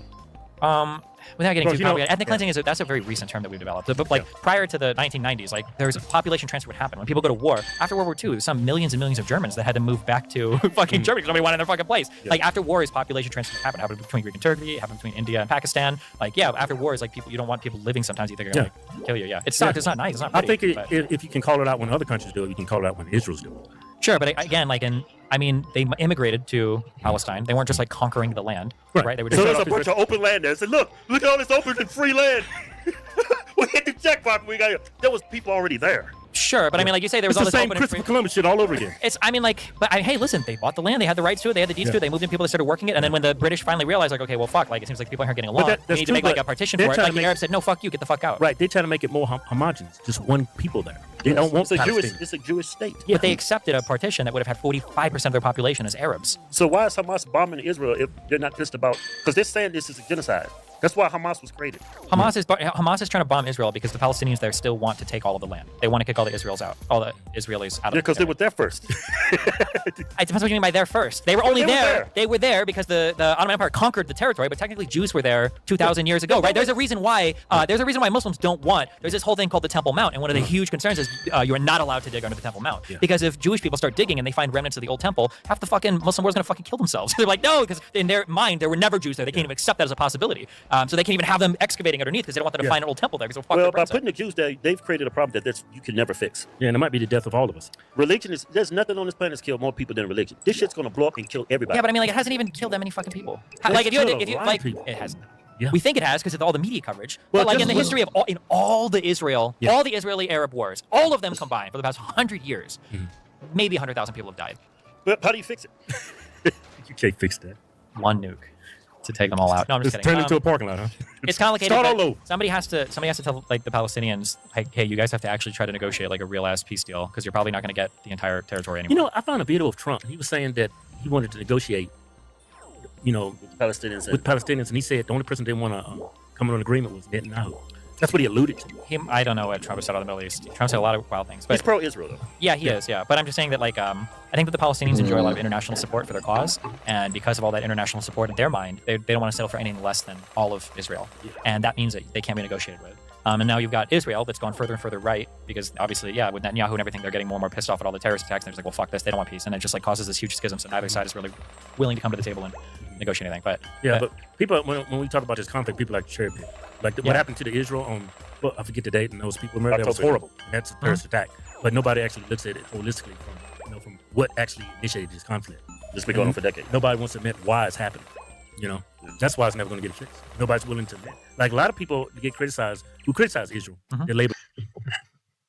I feel like the biggest hurdle for the pro-Israel side is people just really don't like the idea of, especially more in recent times, today's time, the idea of going to a country, or not even like people, it's not a country, it's just going to where one group of people already reside, and then over years of history, somehow you're there and you're the dominating force there, and they're shoved off to the sides as like second-class citizens. Like people will just, no matter what the history is, if the outcome is like that, all they'll see is people invaded, people took over, and now the people who were here have no power and they're being treated like shit. I don't want that to happen to me or my loved ones. So when I see other people doing it, I have to call it out. That's about the long and short of it. was anti-Semitic, which I'm not anti-Semitic. And they kind of hijacked that term to only mean Jewish people. It also means Palestinians. It means Arabs. I'm just trying to look out for another Semitic people that I feel. Sure, but like people do that on the other side too, right? Yeah. Where they say like, oh, you don't like Palestinians because you're racist, you're bigoted, right? So I mean, like everybody weaponizes identity bullshit all the time. Right. It's ethnic cleansing. That's what I think it is. I mean, that's what it is. You're creating a Jewish state. Yeah. You want all the original people that live there gone. I mean, the place wasn't empty when they got there. Yeah. People had to move. Yeah, but there's how many like Arab states that are ethnically Arab? I know that's the thing. You shouldn't go to an Arab state. Arab Arabs say, you know what, I'm gonna make this shit Jewish. Y'all pack your shit up, get your turbans, y'all need to get out. Yeah. Well, when you created a do, problem. when you go on conquest wars and you lose and your empire collapses, this is what happens. Yeah. The Palestinians were part of the Ottoman Empire. The Ottoman Empire was on the losing side of World War I, and that entire empire collapsed. And that's how new countries are made and new countries are formed. And like sometimes people get moved around, and sometimes it sucks. But I mean, like that's what happens. That was how the world worked in the early 1900s. But like I said, that's why we defeated Hitler, because we said enough's enough. This is not. Yeah, but we're already way past the point of the problem at that point, right? In 1937, there was a commission that the UK did called the Peel Commission, where they tried to like look at the problems. Like, okay, well, we've looked at the problems and we see this shit is fucked. You guys have to split. You have to make two different countries. And that was in 37. That was before Hitler started holocausting Jews. So you're already like fucked by the time that happens. Yeah. Right. You think the original people that live there, they're entitled to give them to settle what they want? Or should they listen to the original Palestinians? I mean, like having some kind of compensation, I think would be nice. Like the ability to move back to like the West Bank or the Gaza Strip, if it was its own country, would be nice. Giving people money or compensation for stuff lost would be nice. But I mean, no refugee in the history of all of mankind has been like, okay, we're going to let you move back into like the original house that you said you had like 100 years ago. Nobody's ever done that for refugees ever, Yeah, that's what they did for the Jews. That's not true, though. How many Jews got kicked out of how many Arab countries? Every single time there was a war between Israel and an Arab state, all the Jews got started fleeing all of the other Arab countries after every fucking war. Yeah. Why do you think people hate Jews so much? I don't know as much about like world history, but like if I had to guess, I think that something kind of unique happened to Jews and that they all got kicked out of their shit. When the Kingdom of David or whatever the fuck, the original Israeli kingdom collapsed, and once they got kicked out and they left, they still managed to hold on to their religion and their culture pretty strong. So you have a group of people that are holding on to their religion and culture that value things like education or intelligence or whatever, and they move to other countries. And because of that, they never like fully integrate. So you're kind of looking at them a little bit weird, and they all kind of see themselves as kind of like a separate thing. And I think because of that, it's just easy to blame them or demonize them for a bunch of shit. But I mean, like nobody really likes those types of people. Like how many people like people that are these like cultured people without a state that are like in your society? Like nobody ever really likes these people. Yeah. I think it's a difference in whose God you worship. I think it's all based on religion. If we had the same religion, we wouldn't even have this problem. You think so? I don't think so. That's why they're trying to kick out all the Arabs. They wanted a Jewish state. If they all had the same God, we wouldn't be talking about this. Yep. It all boils down to religion. Well, if that whole area was Jewish, I mean, if that was true, why do so many Arabs fight so many other fucking Arabs? Like, look at Syria. Well, but I mean, like, if you look at if you say the religious part, so I look at the Middle East, we get the Jews and we get the Arabs. That's probably where all the death happens. That's not where all the death happens. The death happens between Iran and Iraq. The death happens in the Syrian civil war. The death happens between Iran and Saudi Arabia. The death happens in Yemen, right? Well, I don't think so. Why don't you put Jews right there where the Arabs are already killing each other? I just think if everybody had the same God, the conflict wouldn't be as astronomical. You make a great argument. So why do you stick Jews right there with all these crazy Arabs? I would say as smart as you were. I don't think there was any other good place for them to go. Sweden. I don't think Sweden didn't want it. Palestine didn't want them. You should have stuck them in a white area. It's not white. You say white, but that's not how they do it. Look white. Dude, European people have like fucking X-ray goggles when it comes to ethnic fucking backgrounds. Like in the United States, I'm like, okay, black, white, Asian, maybe Chinese. When you go to fucking Europe, dude, you talk to a fucking, I know, because my ex-wife was, look at these people, and they're like, oh, that guy over there, it looks like he's 44% Russian, I think 32% Eastern Germany, like 10%, like the fuck? It's like a white dude over here. Like, it's on there, in Europe, they don't look at people like, oh, he's white and he's black, and they have like their ethnic lines are, they see that way more, I got a different perspective. When I went there, it was more like a class structure. I think the United States is more fascinated with race than when I went to Europe and Australia. I think people look at you from a class point of view, like what clothes you wear and how you present yourself and how you talk. And the whole continent of Europe has like a wide, rich history of war. Napoleon, like these people that go to war with each other, invade each other, and kill each other, and I mean, you had your huge empires. How many collapsed after World War I? You know, your Czechoslovakia as well, and then you have like Austria-Hungary, and you've got like your like all of these places where like you got the whole the breakdown of Yugoslavia and like the the genocides with the Serbs and everything. Like European people kill each other a lot too, and they definitely see that racial. Let me ask you this: Did you compare what's going on in Israel, like what Christopher Columbus did to the Native Americans? No, because if that was the case, Israel would just like kill all the Palestinians. Be done with it. Well, Christians, it was under. I mean, well, that was a genocide. That was an actual genocide. Yeah. You don't think there's no comparison? No. Taking over their land. How many genocides have you been able to surrender in? Like if somebody's genociding you, you can't say like, okay, well, we give up, let's stop. Like that's not. It's just not. Well, there's some Native Americans. They say, no, it's enough. Like, man, I'll go to my. Leave me alone. Yeah. I mean, like they call it genocide, like the war is very clearly in response to a precise military action, the October 7th stuff, right? So unless they just use this as a perfect excuse to genocide them, but then they're also like setting up humanitarian camps and trying to let in more aid and also dropping leaflets. It's like the weirdest genocide ever. Humanitarian aid workers have been bombed by Israel. Yeah, but I mean, like also Hamas fights out of humanitarian. They just published videos like yesterday showing Hamas workers like working in like literally going between humanitarian aid vehicles and shit. Like there's a reason why there's no videos of Hamas fighters in fucking uniforms. They all fight civilian fucking garb, right? They hide weapons and shit in people's houses and they operate at fucking hospitals. We've known even Amnesty International reports. So how do you think this is going to get fixed? Oh, I think it's going to get fixed. Fly in my room. The problem is that like there's not because people don't understand the history or because people don't understand what both sides want. People just keep pushing for like the status quo, which is not tenable. You can't keep doing what we're doing. And I think that's probably what unfortunately is going to happen until the next big blow up happens. Yeah. We got a damn good episode going on. I can still see light in this 9 o'clock at night. What kind of bullshit is that? Did you forget? We got a lot of damn good shows coming. They're not having a bunch of plumbers and got some real people. Well, they real too, but they ain't famous. I got famous people coming on. Make sure you subscribe, hit the bell for notifications so y'all get notified whenever we got a damn new show coming. These people, they got brains. They know how to subscribe. And, well, the white producers are telling us to say that shit. So, you're a Joe Biden supporter? I'm a huge Joe Biden supporter. Yeah? Dude, you're too smart to be a Joe Biden supporter. Dude, you're very smart, articulate. How the fuck do you support that? Well, it's really easy because I see the person on the other end of the ticket is Donald Trump. So I mean, so what has Joe Biden did that's going to get your vote? These I think our foreign policy aims right now are a lot more noble.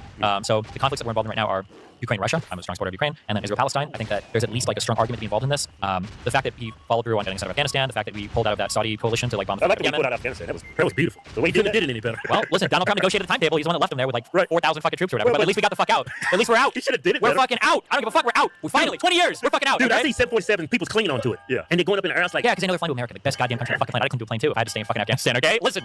The great country. We're out. We're out. We're not talking about it anymore. That's all I care about, okay? Actual Americans there. Huh? Yeah, Americans pulled out so bad. I'm pretty sure they got. I think by the end every American got out because we would have been. Yeah, because we would be hearing about it nonstop. They had. I know. I don't trust the media. The thing is, like,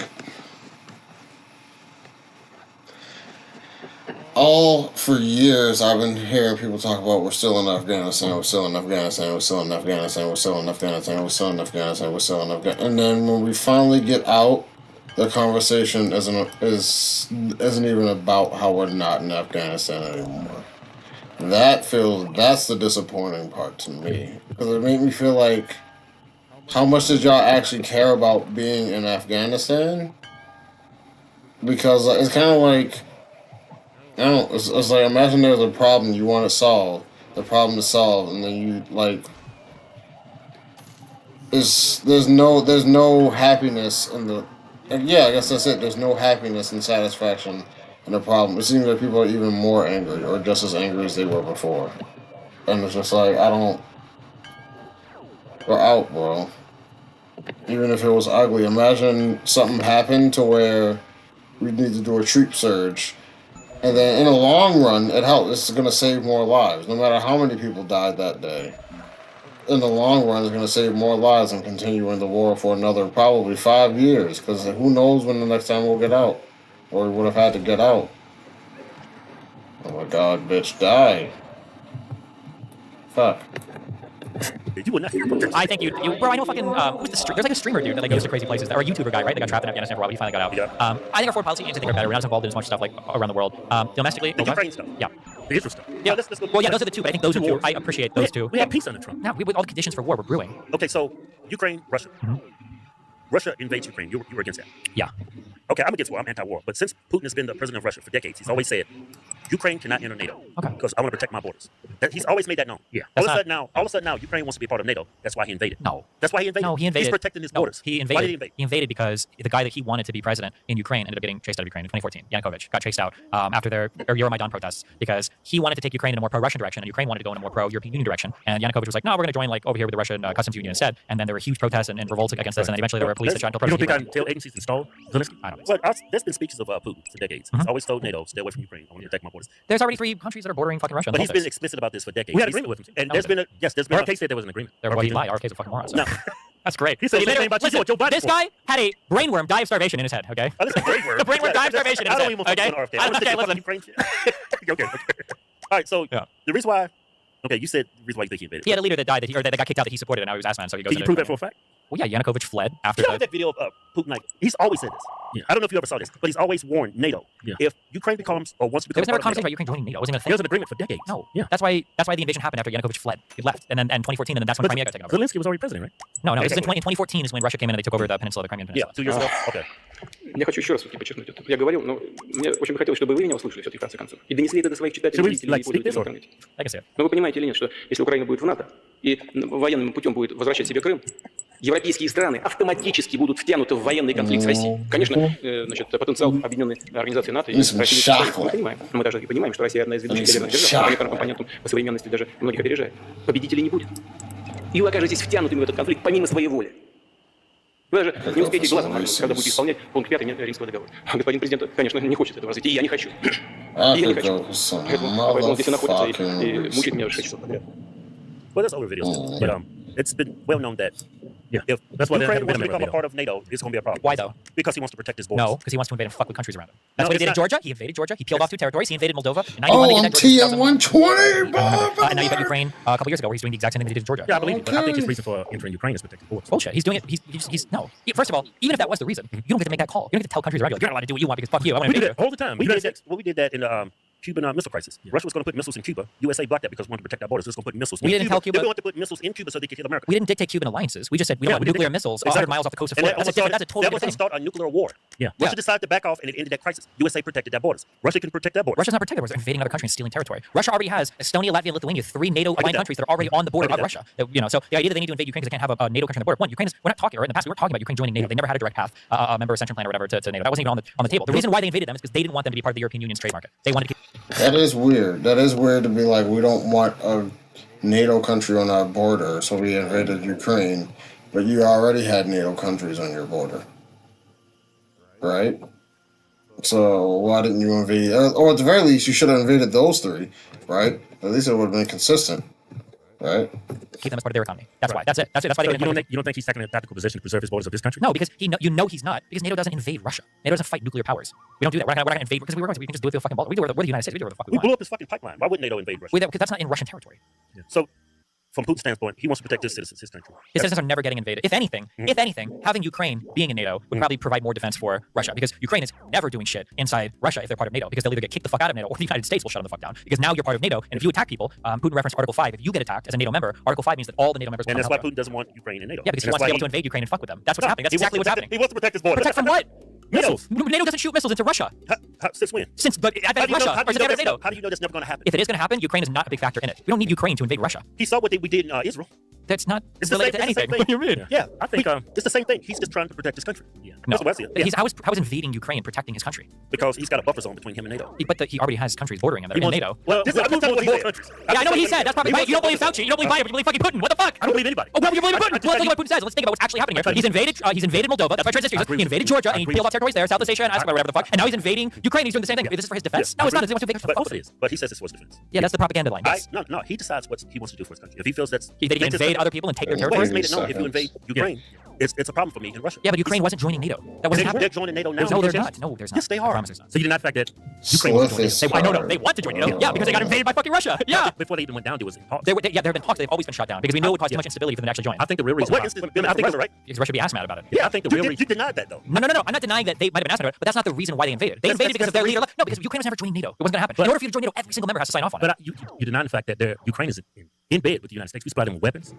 missiles, tanks. We supply them with all this. Yeah, why don't you think Putin will have a reasonable expectation if I don't invade Ukraine, then they're going to be able to turn Ukraine into an ally? Why we're only supplying them with all this shit because Putin invaded? If he hadn't invaded, this wouldn't be happening. We wasn't giving them missiles anything before that. For 2014, I don't know our military is probably not that much. Yeah, we supplied them. The main reason why I think Putin invaded, he wants to protect us. We not that, but they're invading the United States, and Putin sees that as a severe conflict, aggression in Russia.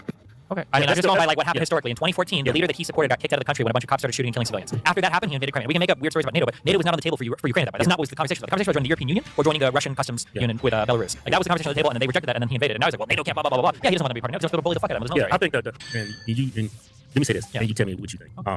I think the main reason what's going on in Israel and Ukraine is because poor leadership, and then the United States has broken promises with Russia. What promises? To not get in bed with Ukraine. No, NATO and that whole thing. Yeah. Like 2014, the United States was not in bed. Yeah, but it's real easy for you, United States, Fox News, CNN, to say, "Oh, Russia's Putin's a killer. Oh, he's a mass murderer." Because he obviously is, right? He might be, but I United States too. We dropped a bomb on Japan, killed 300,000 people. Yeah, we're all murderers and killers. Everyone. 80 years ago. Yeah, the world changes. The United States of America have killed way more people. We're the biggest terrorists in the world. We move through time, and things change as time evolves, right? We're not going to say that, like, because we did some things to get a certain foreign policy during the Cold War, which, by the way, the Soviet Union did as well. We live by those same standards. Like, foreign policy and everything changes over time. The way that we conduct warfare and the things that we're involved in change over time. Yeah, but it doesn't give you opportunity to go back on promises. Yeah, but I don't think that we've gone back on promises for Russia. What is the promise we've gone back on? Ukraine going into NATO. Yeah. Okay, I don't think that's going to happen. I don't think that's been seriously on the table. They wanted to join, but when everybody gets fucking nuked, you don't know why. I guarantee it. Well, that's a good argument for me to take because if we get fucking nuked, you'll never be able to say I told you so. So fuck you. Okay? I'm going to call you. Hey, I'm still alive. Yeah, coming in. The nukes is going to hit in 3 minutes. So you fucking take join NATO. Now look what the fuck's happening. Yeah. Oh no, I thought that was pretty understood that what Putin wanted. That's why I think he just wants to exert control over his border partners and bully the fuck out of them. That's what he's done. Or protect his people. I don't think he cares about his people that much. If he was, I don't think he'd be doing this war right now. Yeah. I don't think. You think Ukraine's going to win this war? Or is it winnable? Depends on what you mean by winning. Yeah. I mean, the Crimea is almost certainly never coming back. What happens in the Donbass is hard to say. You know what I think is what happens when it turns to the next Israel? It's just going to be an everlasting war. Probably not. And we're wasting billions of dollars. We gotta support Ukraine. Russia can't be allowed to invade countries and take fucking territory. That's wild. Israel did it. That's the same shit. It's not the same shit. That's a conflict. That's a conflict that has existed for 80 years. I feel like the time difference seems like that's Destiny's biggest hurdle. People are just like, they just see the same action happening, and Destiny's like, well, hey, that was like 80 years ago, the world's a different place, and they're just gonna be like, that still doesn't make it okay. And it's kind of like, because something was so fucked up in the past, we're just a bit rich hearing conservatives talk about something being fucked up in the past. So where are all those black people need to get over slavery arguments? Why can't Palestinians just get over it, right? You want to get over it, right? It doesn't matter. Excuse me. It doesn't matter how bad it was. Get over it. How long ago was that? Like, if I have to get over slavery and Jim Crow, why can't they get over losing, like, get over it? And isn't that the biggest conservative argument? Get the fuck over it, right? I've been hearing that forever.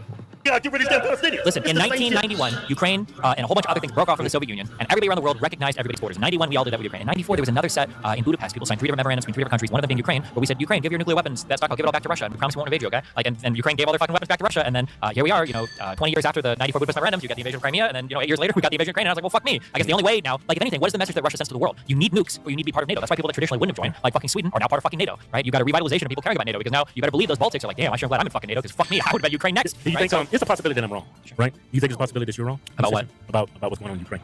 Like in terms of why Russia invaded? Yeah. I mean, it's always possible. There could be a ton of uncovered facts that come out, or there could be a ton of things that I'm not aware of, or maybe it comes out that the United States This is how directly wars involved happen. We're not listening to each other. So we start fucking shooting each other. I think there's poor leadership in Ukraine, and that's what started this. Not the guy that fucking invaded the country. Why would we give any credit? Why not? Why wouldn't we? It's so crazy. Whenever Russia comes in, okay, like a guy will walk into a room with a fucking machete and chop a dude's head off, and we're like digging through this guy's Facebook profile, see if he says something to piss the guy off, and just chopped his fucking head off. Russia invaded Ukraine for no good causus belli. He had no good reason for it. He invaded Ukraine. We're like, well, 8 years later, there's this clip of him talking about NATO, and well, he's trying to say that he wants to protect his people. Blah, blah, blah. It's like, the motherfucker invaded the country, started a war, is taking territory. It's unacceptable. You can't do that. He's already. Israel did it. No, that started 100 fucking years ago. So Israel never said, okay, Palestinians, we recognize these borders. That never fucking happened. And the Palestinians said, we want to kick every single fucking Jewish guy out of here. Get them the fuck out. Ukraine never said we're going to kick all the Russia. We're going to invade Russia. And Russia never said and Russia did tell Ukraine we recognize your borders. It's a totally different situation. I have a friend.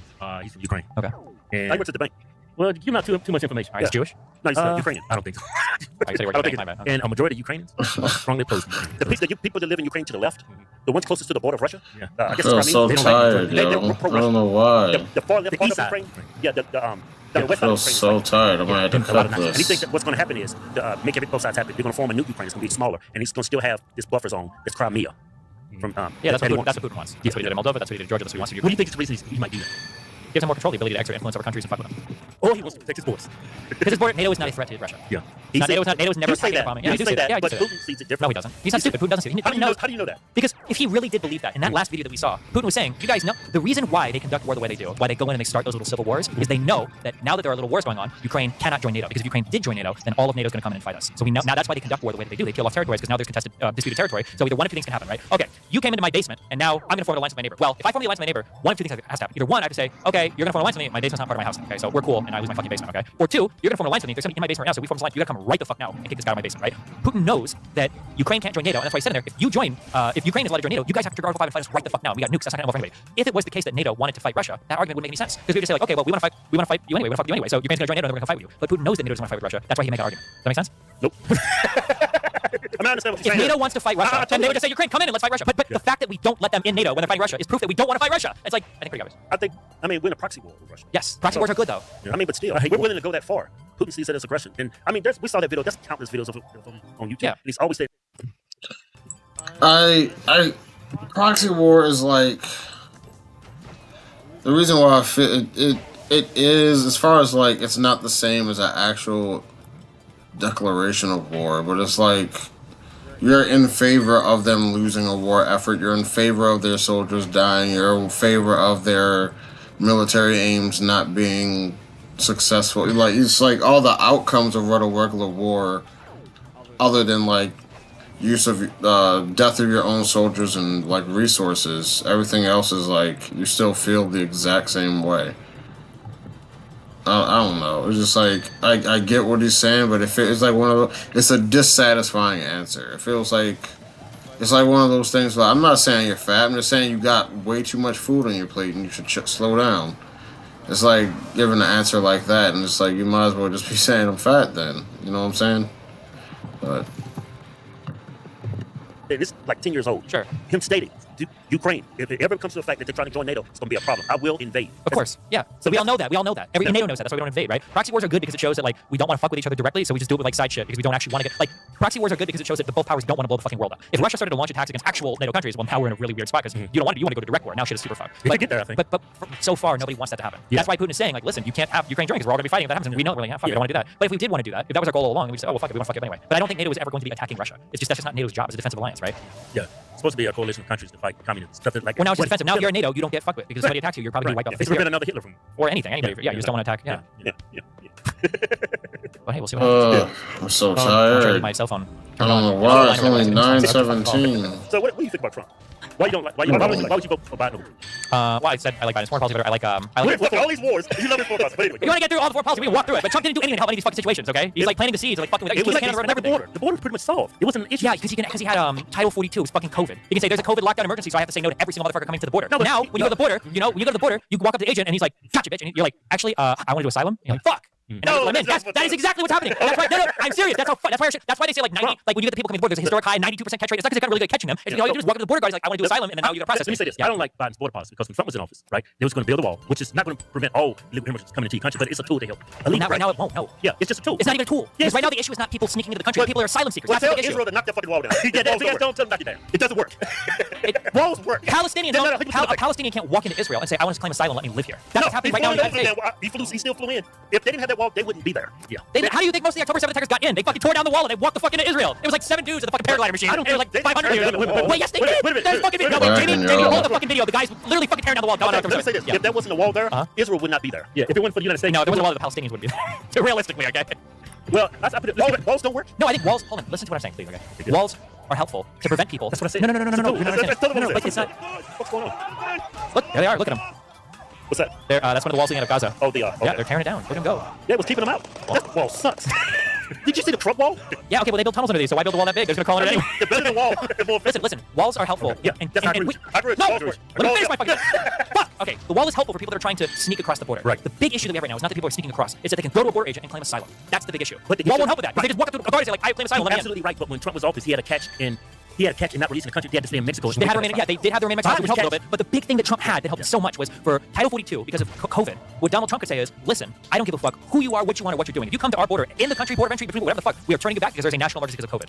Biden can't use that tool anymore. They tried to bring it back, but they can't. But that tool allowed him to shut down everybody trying to get out of the country. They can still reinstate Trump's policies. I mean, they do kind of remain Mexico, but the problem is there's a lot of challenges to that, both internationally and domestically, and it's hard to know if it survives like legal scrutiny. But what really needs to happen is we just have to find better ways of doing the asylum shit. Tried to pass a big bill on it, but Donald Trump told people in Congress, the Republicans, don't approve this bill because I'm not going to have anything to run an election over. But that's what has to change. It's not that we can build laws, we don't give a fuck. We're gonna build laws fine. But the big problem with the asylum seekers, we have no way of dealing with it right now. There's a huge backlog of cases. We don't have judges. We don't have like border agents, like process all these people, and too many people are allowed to just come in and say like, I claim asylum. And as long as you have like any remotely credible claim, they let you in, and you get a ticket. You can wait your flight. Exactly. I bet you over 90% of these people seeking asylum, they don't meet the qualifications. Maybe, yeah, it's possible, yeah. But the problem is right now the laws on the book say that you're not allowed to determine that until they go to court, which is what's fucking. So why would we catch them and release them into the country and just do what Trump was doing, send them people in Mexico to their cases adjudicated? That's what I'm hung up on. Yeah, I think that remain in Mexico might be a better policy. The only issue is that when you're talking about people seeking asylum, there are like international regulations about how you're supposed to deal with these people. And if the United States starts to say like, well, we're not going to let people in claiming asylum, then there's a question of whether or not there could be international legal challenges, or even domestically people will take it to court and challenge it, which gets like complicated. I would say let them go through the legal process because no, you can't say that because that's what they are doing right now. They're going through the legal process. It's not sustainable. I There's agree. always going to be a backlog of cases. Yeah, but that's because the legal process right now says if you come in and claim asylum, then they have to process you in the court system. So they'll give you a ticket, and then you just are supposed to show up at your court date. You think they'll show up? I don't know if the percentage will show up. It wouldn't surprise me if a lot of them don't, though.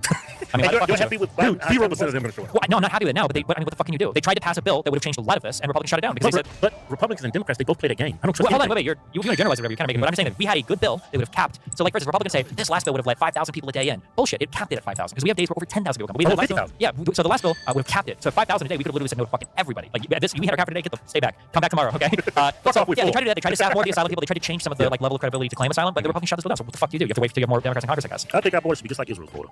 Yep. If Israel can do it, the United States can do it. Yeah. Is that too fast? Isn't our border a lot fucking bigger? So we're America. We're funding all these parts of us. We can build a fucking wall on ourselves. Our border should just be like Israel because it's a national security issue, and plus all these people they don't meet their promise to seek asylum. Sure. And I think Biden's doing a horrible job with that. Well, you can Republicans haven't done a horrible job with it. Trump was the first person to actually do something about the border. Yeah, but Trump was the one that blocked the legislation that would have fixed a lot of these fucking problems. Trump blocked it. Yes, he was literally telling Republicans in Congress, do not vote for this bill. And literally on video talking about it, where Trump said, do not vote for this bill. We need this to be an open border issue so that when I run for president, I can have this as an issue that I can fight over. And they blocked the legislation on it. You can fight videos on the Republican side. That's good policy. That's fine, but it's bad for America. If you want to say it's good policy, It's horrible for America, but that's then don't blame fucking Biden, don't blame fucking Trump for They it. tried to impeach Trump twice. Yeah. That's Trump's fault. No, it's because they had the votes. Look at the mask off moment right there. It's good for politics. It might be bad for America, but it's good for politics. What kind of statement is that? This is why I'm black-pilled on this shit. What the fuck kind of statement is that? I hope that was tongue-in-cheek. But the rest of the conversation and context around it doesn't make me think it is, which is why it's annoying. He didn't actually do anything wrong. Really? You don't think calling Zelensky and saying, like, can you research my political opponent's fucking son? You don't think that's a little bit of an inappropriate thing for a president of the United States To be impeached? Yeah, to call a leather leader and say, listen, I know that we congressionally privileged aid for you, but I'm just curious, can you find anything on my opponent's son? Because, that would be helpful for me and it'd be in your best interest to do. You don't think that's a fucked up thing for a president of the United States? What did Biden say? If you don't fire that son of a bitch, I'm going to keep this $1 billion. What did Biden say? But the reason why Biden was able to say that is because that... No, you got to hold him to the most the same No, standard. hold on. It is the same standard. Money was being made available to Ukraine contingent upon them cleaning up a lot of their stuff. And a lot of their stuff had to do with their prosecutorial systems. Why do you think Biden was able to say that statement on stage and not a single fucking person question it? Because that was the policy of the United States. If you wanted access to this money, you had to clean up a lot of the stuff going on with your prosecutorial body. Trump was a big part of that. Nobody liked him in Europe. Nobody liked him in fucking Ukraine. Nobody liked him in the US. And if you want that money that we promised you, if you want the money, part of it is contingent on you cleaning your shit up. There was no part of the congressionally approved aid that went to Ukraine that was contingent on them investigating Hunter Biden's cockpicks. Wait a minute. So when Donald Trump got on the phone with Zelensky and wanted him to look into Joe Biden's account, he didn't withhold anything. He threatened to. There was no pro quid pro at all. Well, he threatened There was no quid pro That doesn't matter. If I blackmail you, but I don't actually do it, it doesn't mean I'm innocent. Biden did it on stage. Yes, because he was representing the United States. Yeah, he said, you're not getting the money. Yes. Joe Biden doing that, but he never did it. Joe Biden was representing the U.S. interest, and Donald Trump was representing Donald Trump's interest. No, Joe Biden was doing it for the West and for the United States. Donald Trump was doing it for the Donald Trump election campaign. You don't think Joe Biden had a special interest to take care of his son? I don't think that. That's just never been proven to be the case. He was working on a company in Ukraine. Yeah, he was. I'm aware of all of them. Yes, there was a company called Burisma. That investigation had died years earlier. They fired the prosecutor that was investigating that. It wasn't even being investigated. There were tons of investigations that have been dropped on this. Yes, Shokin was investigating Burisma. That investigation had been dead for years. Come on, man. You don't think Joe Biden's son got that job because who his daddy was? Yeah, that's how you sit on boards, because of your connections. Yeah, of course. So when the vice president has his son working in the country, and he had the privilege of getting the job because of who his dad was, and then when your dad's on stage saying those things, you don't think that should be investigated? Yeah, his dad You was can saying, investigate it. They did. They found nothing. no, he said if you don't fire that prosecutor that's investigating my son's company, you're not getting the No, it $1 was if you billion. don't fire this prosecutor, it's one of the most corrupt prosecutors in the history of fucking Ukraine. That Bring every that single fucking person. Bring that video up, man. That was quid pro quo. The money was already promised to The money, Ukraine. the contingency of the money had to do with Ukraine. That was why those loans and that money was being given to them. Was on the contingent that they cleaned up a lot of the. That's what Trump was trying to clean up. He said, "Can you look into this issue for me?" About my political rival's son? Yeah, why not? Because he's not looking out for the United States interest. If that was the case, then hold on. If that was the case, why didn't Trump say it on stage like Biden did? Why did he do it on a phone call? He did it on a phone call. Yeah. Did We you do do it on a phone stage. call? We saw a bunch of recordings and transcripts of it, or transcripts of it. This is what Biden said. I guess the 12th, 13th time to Kyiv, and I was supposed to announce that there was another $1 billion loan guarantee. And I had gotten a commitment from Poroshenko and from Yatsenyuk that they would take action against the state prosecutor, and they didn't. So they said they walked out to press conference. I said, no, I said, I'm not going to, or we're not going to give you the $1 billion. They said, you have no authority. You're not the president. The president said. I said, call him. I said, I'm telling you, you're not getting $1 billion. I said, you're not getting $1 billion. I'm going to be leaving here. I think it was, what, 6 hours? I said, I'm leaving in 6 hours. If the prosecutor's not fired, you're not getting the money. Oh, son of a bitch. Got fired. And they put in place someone who was solid. He literally says it in the video. He doesn't determine what's solid. He literally does. The Ukrainian government, the Ukrainians should decide what is solid. No, they're getting loan guarantees from us. They're not entitled to U.S. money. Those guarantees were, and he says it in the video. He says that we already called them for Quid the pro third time. Is every single deal a quid pro quo? If I go to Walmart, I give the guy $10 for some Hershey bars. Am I getting a quid pro quo from Uncle fucking Walton? Is that a quid pro quo? I'm using the same language y'all use for Trump. It was quid pro quo, and that's why he was The problem impeached. wasn't that it was a quid pro quo. The problem is that he wasn't representing U.S. interests. He was doing something behind the scenes in a subversive manner for a quid pro quo. That was the issue. What did Trump do? Trump was threatening to withhold congressionally approved aid to Ukraine. He never said that. He did. He said, "Would you do me a favor? I'm gonna get you your money, you motherfuckers." Can you investigate my political rival's child? Okay. It's a lot different than Biden Make saying your we're point. guaranteeing a loan, but that's only if you clean up your shit. And you haven't cleaned it up yet, and that's why he even says in the video. They say like, well, you don't have the authority to do that. The president does. He said, well, call him, because the president did have the authority to withhold it. And obviously, Biden's there representing Obama's interests. Yeah. Okay. Look. Okay, I totally understand. All right. I don't agree with it, but I totally understand. Okay. Now, after you having said all that, Trump's trials, are they persecuting him? Are they meddling in our election? He's Joe Biden's #1 rival. Now, if you're going to hold Trump accountable for that, can you hold Joe Biden accountable for what's going on with this charade against Donald Trump? What charade? Which one? There's a whole bunch of them. Let's talk about horse face. Which one is that? Brad? That's the porn star. He got it. Okay. Yeah. So that's a New York State case. Yeah. So I'm not aware of any communication that Biden is telling them to prosecute Trump. You don't think he has anything to do? You don't think? I mean, like that's an extraordinary claim. I would need some kind of evidence for it. That's an extraordinary claim. That a sitting U.S. president is ordering a state DA or a state prosecuting attorney to go after a political You rival. hold, That would be like one of the You largest held scandals of President all Trump time. to that same standard when he made that phone call. What is the standard? Investigate your political rival's son working for a company in Ukraine. They're doing the exact same thing, Trump. I'm not aware of any phone call between. If Biden made a phone call to New York State to brag to anybody else, and was like, "Hey, can you investigate Donald Trump? I need you to take care of this guy." Then I would say, "Yeah, that's really you thought bad." you thought that phone call was Zelensky? You thought that was impeachable?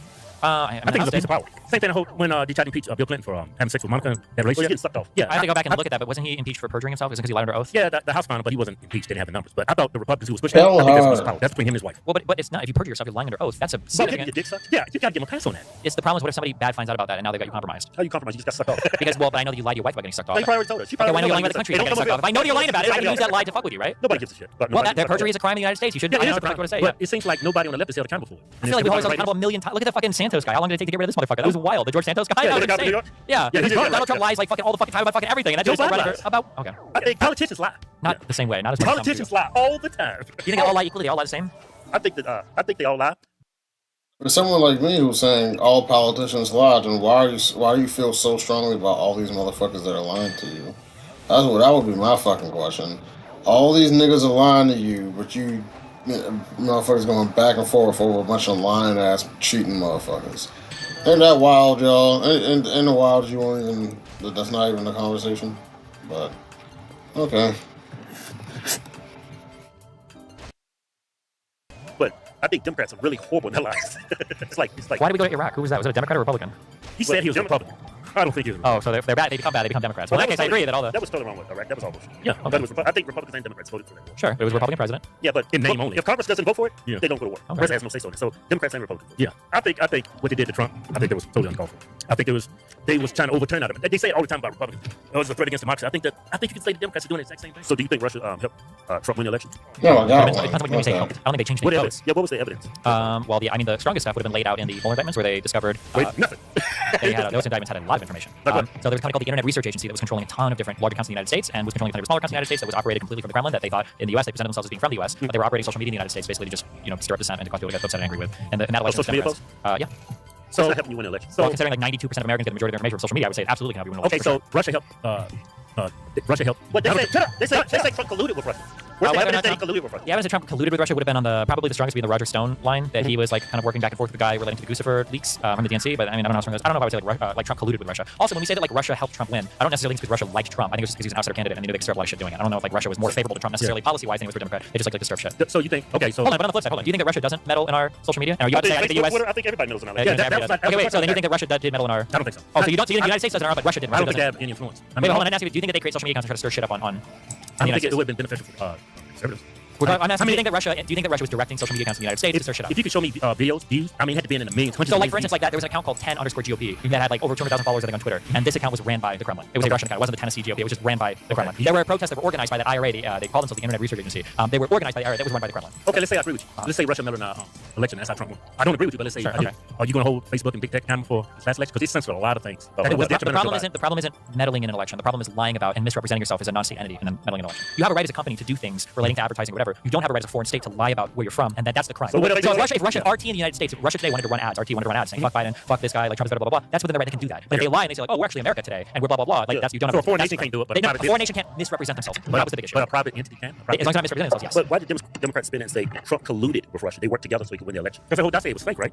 The whole dossier was not fake. I mean, where's the evidence of him everyone- colluding? I don't know if there was strong evidence of him colluding. There was with no Russia. evidence. Well, you can say there's no evidence. He's on TV saying if Russia finds the emails, they'll be rewarded greatly, and he has people in his campaign staff that are working with Russia. Manafort was literally thrown in prison for stuff that he was doing in Ukraine. Come on, man. Where is the evidence he colluded with Russia? If y'all actually had that, y'all could have actually removed him from office. He'd be in prison for life. Sure, I don't think there was strong evidence he colluded with Russia. That's not something I push. That was- There's more evidence that Trump colluded with Russia though than there are that vaccine caused less injuries. You guys believe that? So, what do you want to do? You like to conflate shit. I'm not complaining. I'm just showing you the difference in the logic. The standard's being applied Let's here. just stick to one topic. Trump was never charged with anything relating to there's no collusion. evidence. So it doesn't seem like there was strong evidence to bring any of those charges or indictments. People see switching topics as like, oh, you're trying to change the subject. But Destiny is trying to outline that the way that you evaluate something is true is different depending on the topic that you're talking about. So you have more evidence of X, but you keep denying X, but you have far less evidence for Y, but you wholly accept Y. Explain how that works. It can't be based on evidence. But That's all bullshit. Can I say something? You're innocent to prove guilty. Yeah, I would say so he's innocent. Of those, yeah, I would say he's not. Yeah, but I don't even talk about Good. collusion. Yeah. Good. You can agree on something. Okay. There's 91 other or so indictments he's facing, but on the Russia stuff, Those indictments. yeah, They taking like infidelity and turning them into crimes. you shouldn't have fucking lied about paying somebody off for it then. It's probably a counting error, but I don't think it's a It's not crime. an accounting error. He intentionally lied because it was a campaign contribution that would have been way too big. You're not allowed to take. Yeah. Facebook, Twitter censored a lot of detrimental That's not, stories. you're allowed to censor shit if you want to. It's a company. It's a private Not company. when you're in cahoots with other people. Collude with your government. There was no evidence. There was no evidence of them colluding. We have a First Amendment right. Hold on, wait. So you don't believe in Russia collusion, but you believe in the government colluding with social media? I think there's some truth to Russia meddling on election. I don't think it was enough to overturn an election. I don't think that Donald Trump colluded with Russia. Yeah. But what he didn't get on the phone, hey, boo, I need y'all to collude and mess up this damn election so I can win this election. Probably I don't not. I think agree it with happened. that, Yeah, like but what Facebook and Twitter did to censor Americans to keep stories down that would obviously hurt Joe Biden election. And then there's emails from Biden's administration telling Twitter to take down certain tweets, to remove certain posts. Those tweets were tweets with Hunter Biden's cock in them. They're not trying to censor news stories. They're not trying to censor. Like you can look and No, go the through every single tweet.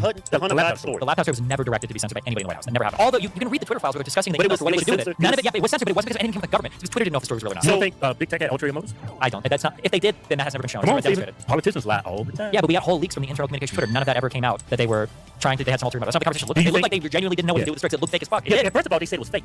Because it looked. They said it was Russian misinformation. Definitely fake. Okay, this is a quick honesty test, okay? Yeah. Can you admit that is a sensational fucking story that sounds incredibly fake? That Hunter Biden years ago dropped a laptop off at a computer tech repairman shop. he's Who's fucking blind? Who's fucking blind? And he happened to discover this later and turned it over to Rudy Giuliani? That doesn't sound like a fake fucking story? Yeah, it sounds fake. There you go. Okay, wait. Okay, hold on. No, it's going to ruin Joe Biden. Hold on. So, if it sounds fake, okay, again, remember what I said earlier about COVID and like that shit? You can do. I wouldn't say it sounds fake. It sounds crazy. Oh my god. It's not fake. Come on.